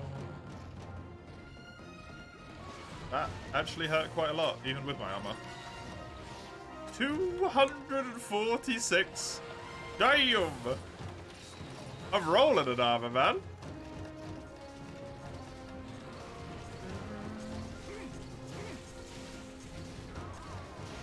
I got so used to having low rank armor.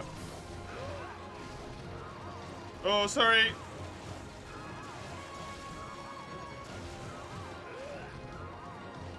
Alright. Many characters in MH3U are depicted to use a lance, a spear, or a trident. You guess that's why? True. True, they had to make sure it matched the stereotype.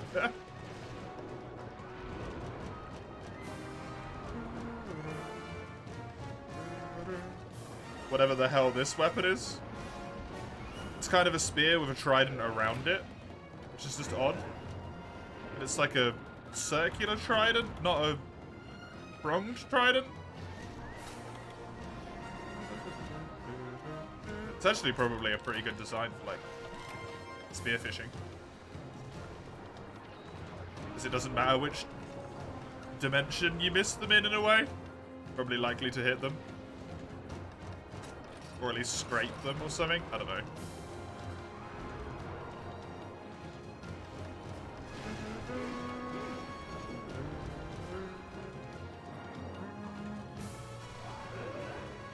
And then Plessioff with his own weapon feels kind of fucked up.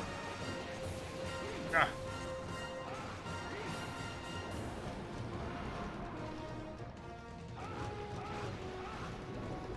Go back and ready for hunts? Nice. I'm glad Citra decided to stop being temperamental with us and let us do some. Very nice.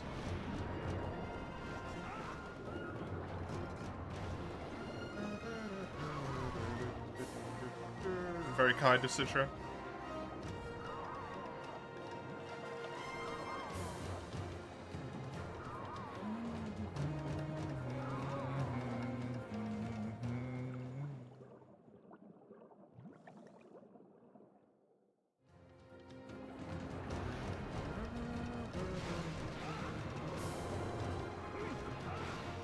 As much as ranged weapons have grown on you 3rd gen onwards, they feel so lifeless, more so underwater. Oh, really? That's a shame. All I know of ranged weapons underwater is siege fire is very strong. Against everything.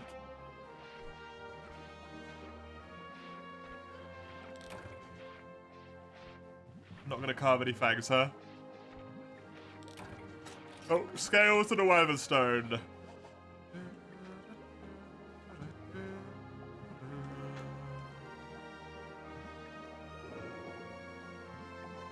Sound like a rain dance to appease Citra sometimes? Yeah.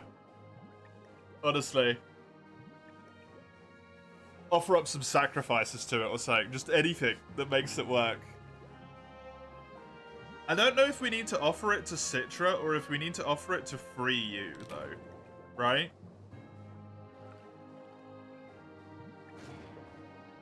Because sometimes I feel like Citra itself, I got 0 fangs. The fuck? Never had that happen from a Plessioff before. Citra itself runs fine. It's just Free You that's a dick. Hello.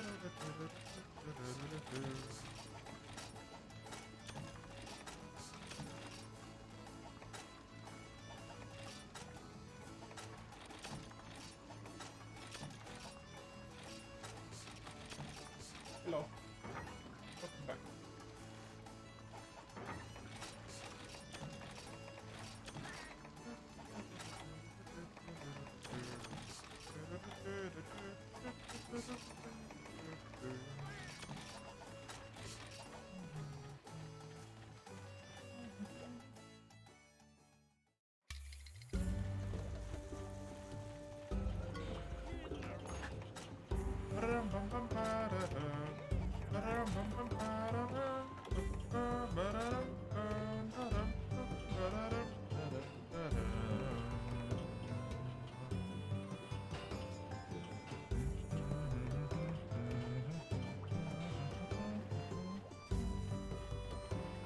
Do you want to post a quest, Chisel? Since we kind of skipped your spot in the rotation.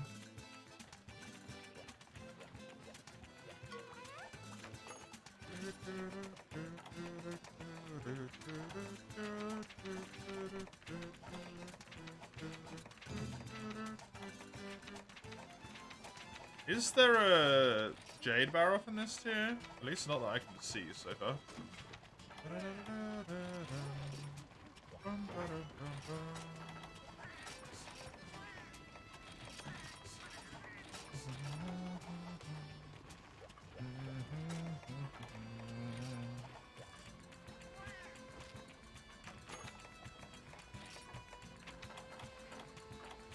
It did serve us well, indeed. Did a solidly good job for us, your hub.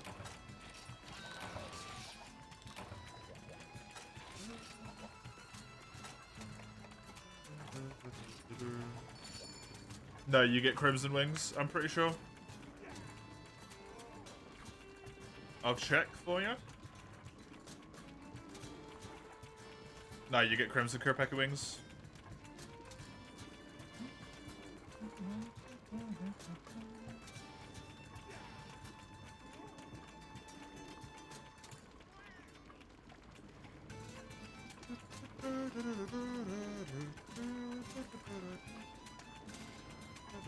There isn't a normal curry quest? I think there is.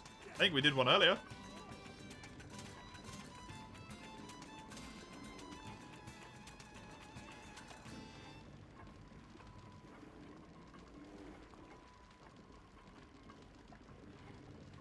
You might just have to do the Crimson Curry quest before the normal curry quest appears. Sometimes that's the case.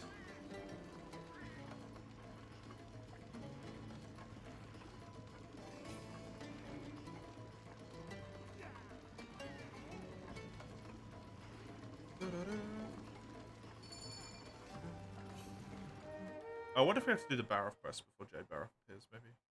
Using my own logic. Potentially. It's not in here, which means it's up top. Okay. Nice and simple.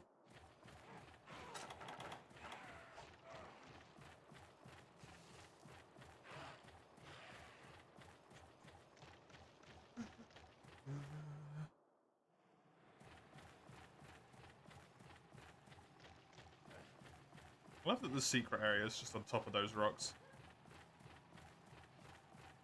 I wish back when they bring back the tribal / ancient UI of the past games. Yeah, it looks a lot nicer, right?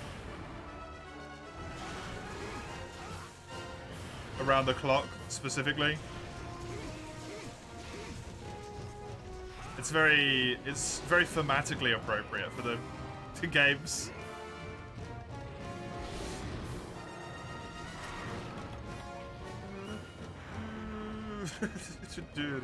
Kind of my bad for being at the head, but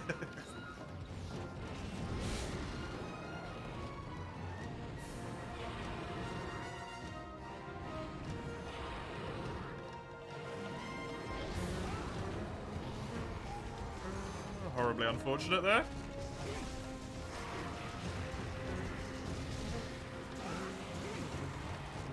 Now he's flash bombs, so he's just gonna land straight away.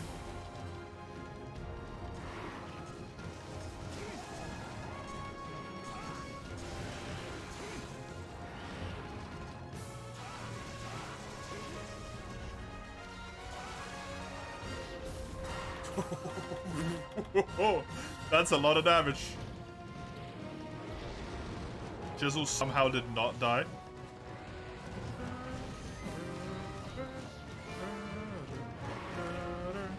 Apparently against the wishes of the universe, because now Rathalos is out for blood.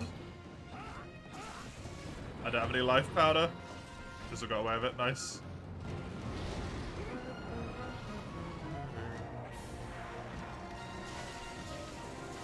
Come on. Get the dang tail. Rathalos is my urgent quest in Village, so not too worried about doing this one since I'd find out the options real soon anyway, right?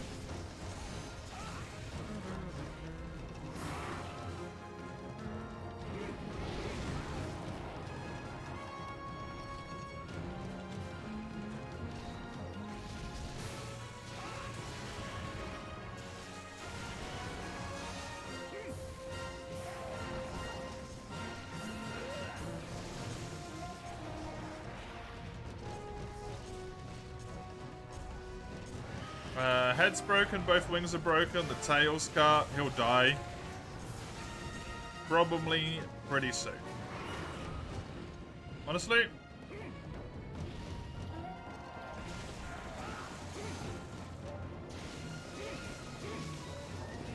Not got much left in him at this point. Oh no, that's filthy.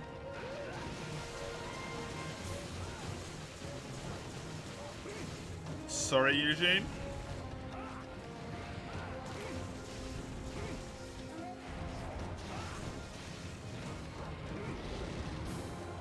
Still caught the stream, what a feat. Welcome back, Human Harvest.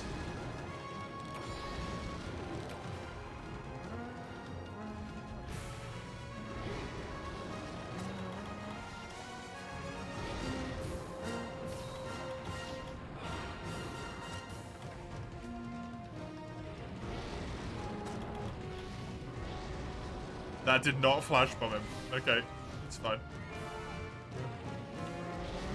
Best thing tomorrow? You don't have work? Maybe? Seems like it would be up there.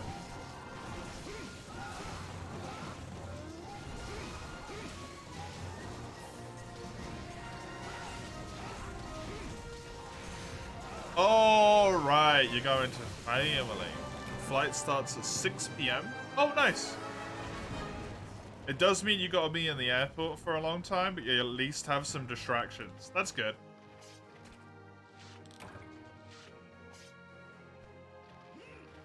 Sucks to be in the airport, right? As long as you got something to do, it makes it a little bit better.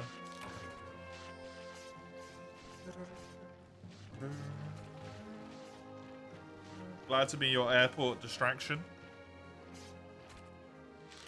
I remember when me and Teeny were coming back to England the last time that we flew over here. I was so bored in the airport, I just started downloading random free games on my phone to find something to do. I think I downloaded like 10 games at once. And then played all of them for about 20 minutes. Because I was like, this sucks.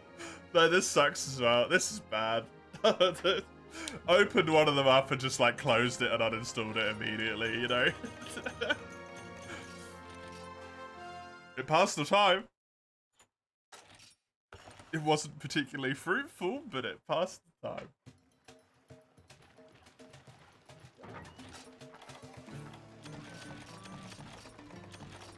It also taught me that it's actually very hard to find a free game that doesn't want you to wait for like multiple hours, real life, for stuff to get done now. Very tough to find. Right, that was Chisel's because we skipped him, then it's my quest.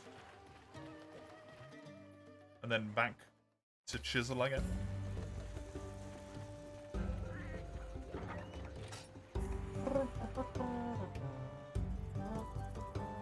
I don't have any redeems, no. You have Stories 1 on your phone? That is a good idea.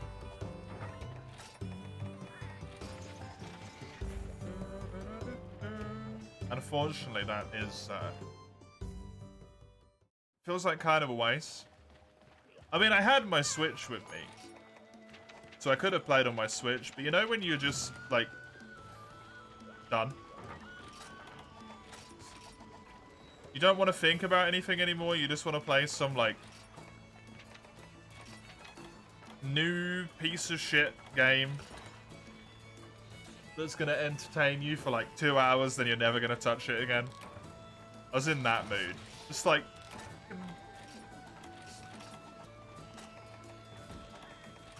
I don't want to do it here right now. I'm tired. I'm hungry. There's too much noise. Fucking airports.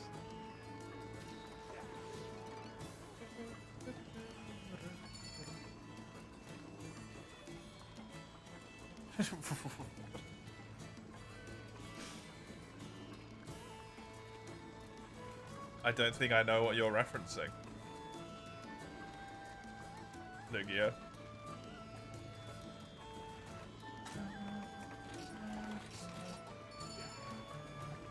That'll be why.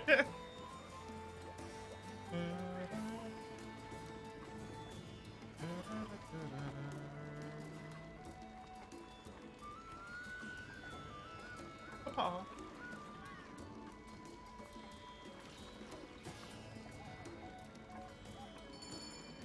Oh. No, Chisel just moved. I forgot you can move in this game. Sintra / PPS is PP on your phone. Don't they run, like, at best? On phones, unless you've got, like, a really beefy phone. My phone's pretty damn good, but it's, like, it's getting on the older side now, I'm pretty sure. It's good for my standards, okay? I got a look there, like, no, it's a piece of shit.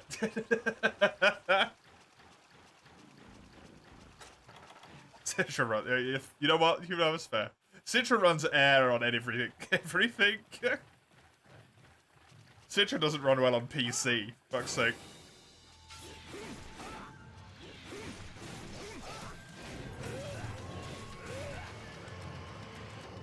£2,000 gaming computer. How does Citra run? Occasionally.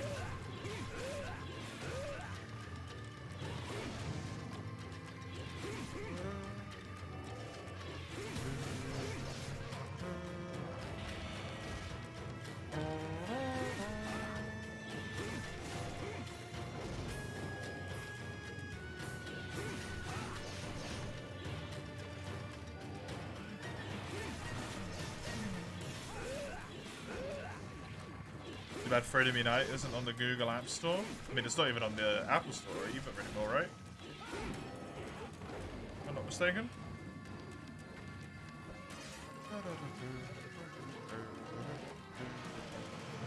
Oh yeah, he's got Raw. Neat.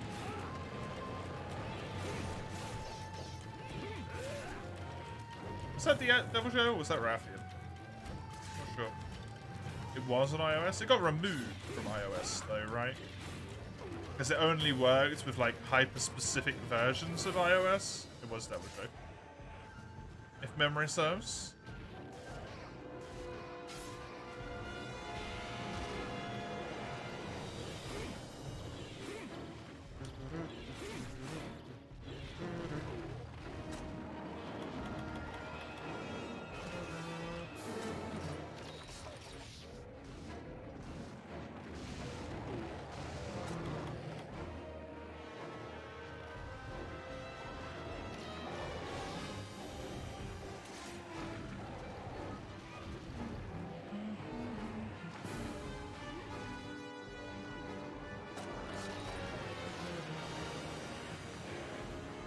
Classic calling for Joe. Good old Crimson Kuropeku.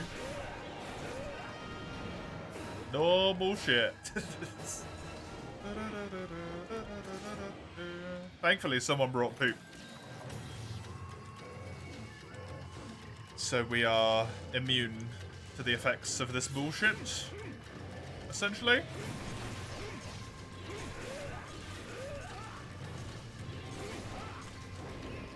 This quest gives you nightmares. I love this quest, man. Devil Joe does so much damage to Kuropeku. If you just let him kind of chill in the area and just like, don't attack yourself, just let them attack each other. Devil will fuck Kuru up.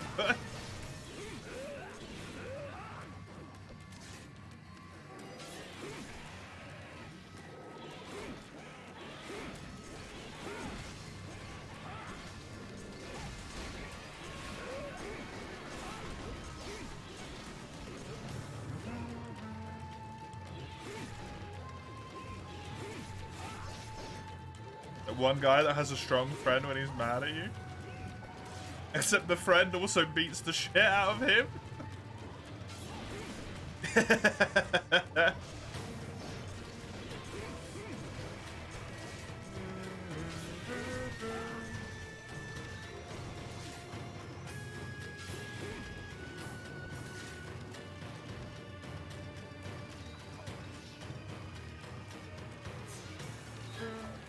It's like calling the bully over so that hopefully you get picked on less, but then the bully just picks on you both harder than you were getting picked on before. Plan backfired real bad, real quick.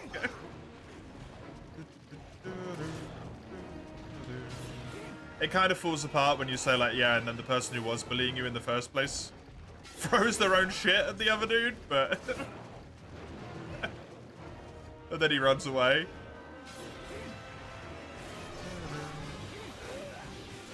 It's not necessarily your own. It's the Hunter provided tongue. I don't think they make it. I think they just use it.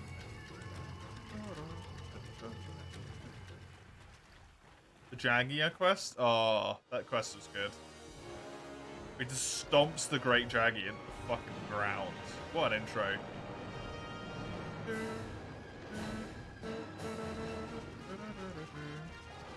This quest so far has turned into an inverse.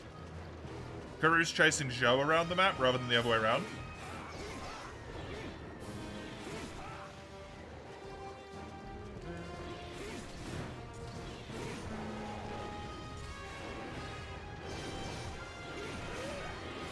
It's good, but your first time playing a Monster Hunter game?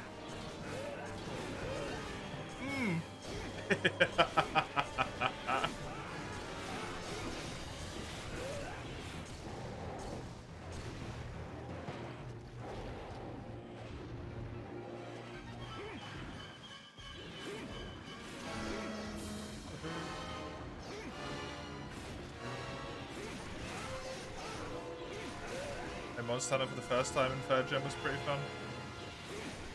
Yeah, having 1st gen as your 3rd game must have been a delight, honestly. Especially for you, if 3U was your first game.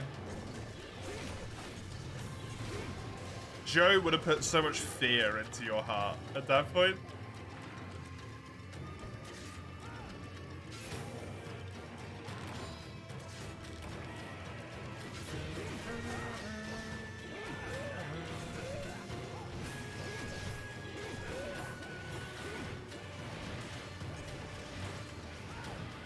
No one lied. Oh god, yeah.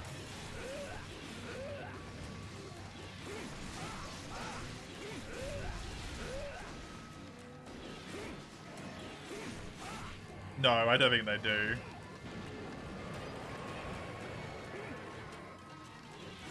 For you, maybe a tiny bit. With Apex, Rajang, and G-Rank, right? Suddenly pop it in, you're like, oh no. Especially if you've done the story first, you're like, man, that Apex Serigios was a bit harder than the other one. And then they just drop that motherfucker in your head, you're like, oh, yay. Rajang can Apex of all monsters. But he only shows up like once. Which is a bit disappointing.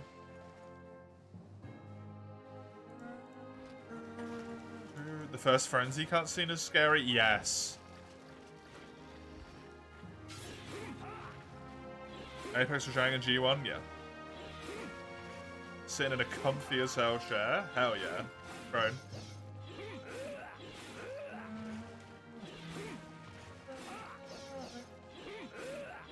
Celtics Crest, correct.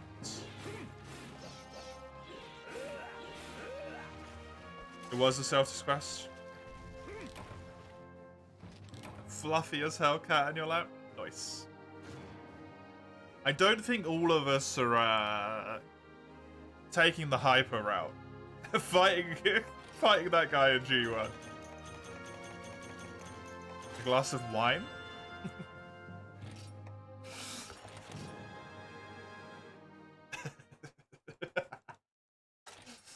I love the idea of a physical glass of complaints. I know what you mean, but that's a very enjoyable misspelling.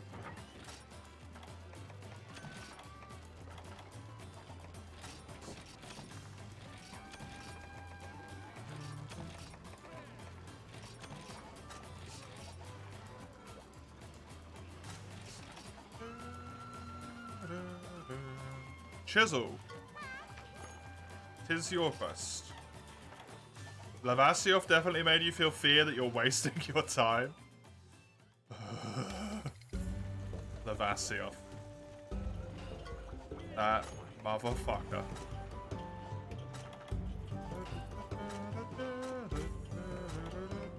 I will never forgive him.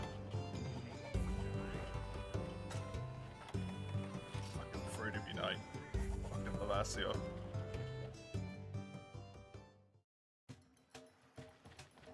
Stayed in Frontier.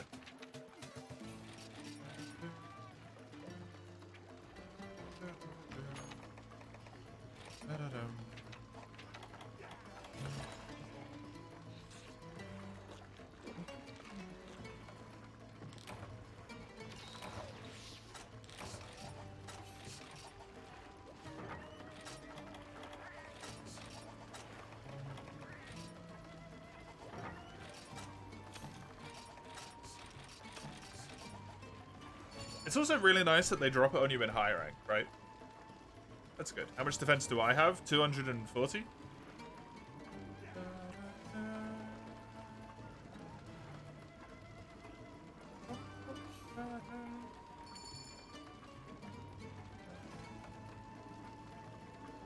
Oh, hell yeah, Crone.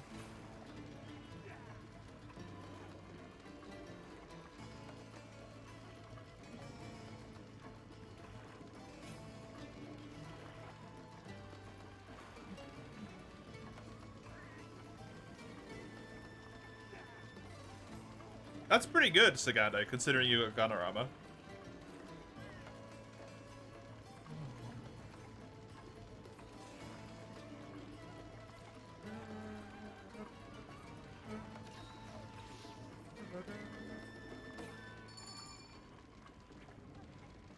You're still in low rank stuff though, right, Chisel? I think Sagando might be in high rank armor.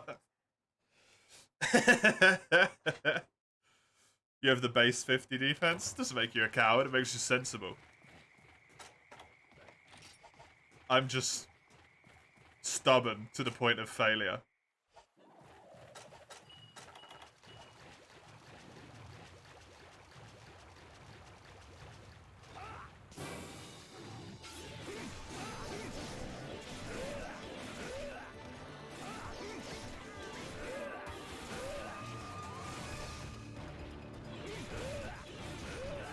Why not kick the challenge run up a gear by not giving myself the free defense? If I had the free defense, I could essentially kill Lagiacrus in Village naked. And that don't feel right.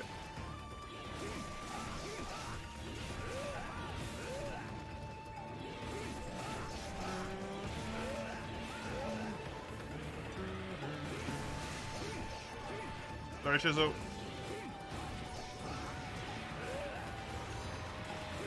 That was a Rathian roar.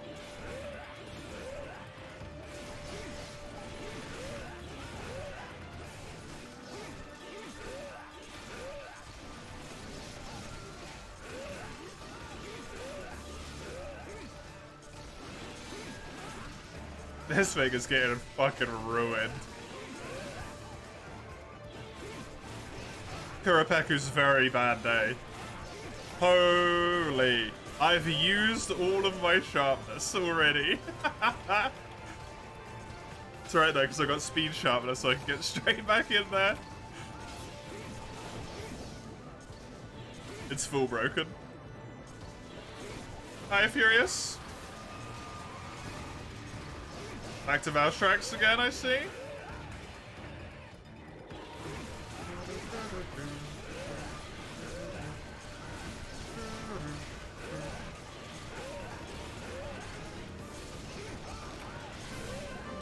Oh my god.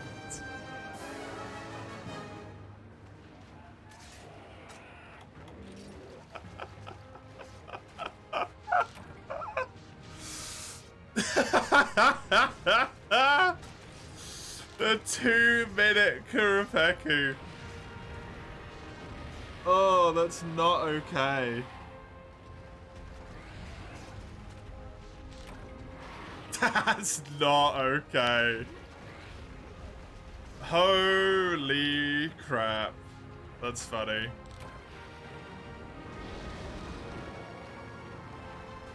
That's why I typically want people to down gear.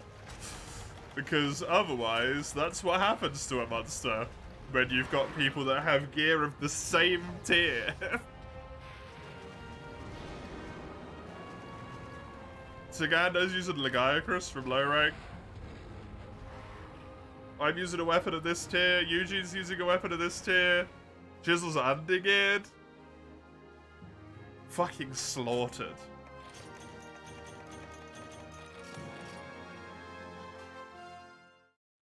Now the hunts going, they're going well. I'm glad we managed to get multi-hunts in. Because honestly, it was looking like we weren't going to get any, which was kind of a shame. But then those guys gave it a try, and then it ended up working, so I popped in, joined. Right. I do unfortunately think that is it, though, for today. Thank you very much for coming along and joining me. I hope you had a fun time. I will be back tomorrow with the same as today, which will be for you and then free you. You can see when and what times on that first little linky link there. The second one there is for Discord, any announcements, the super stream stuff, all of that you can see on that one there, and then the YouTube channel on that final one if you want any of the VODs. Thank you, the trio of you, for joining me for hunts today. I appreciate it a great deal. I will be back tomorrow. I will see you whenever I see you next time. Enjoy whatever you find yourself doing. Until then, toodaloo.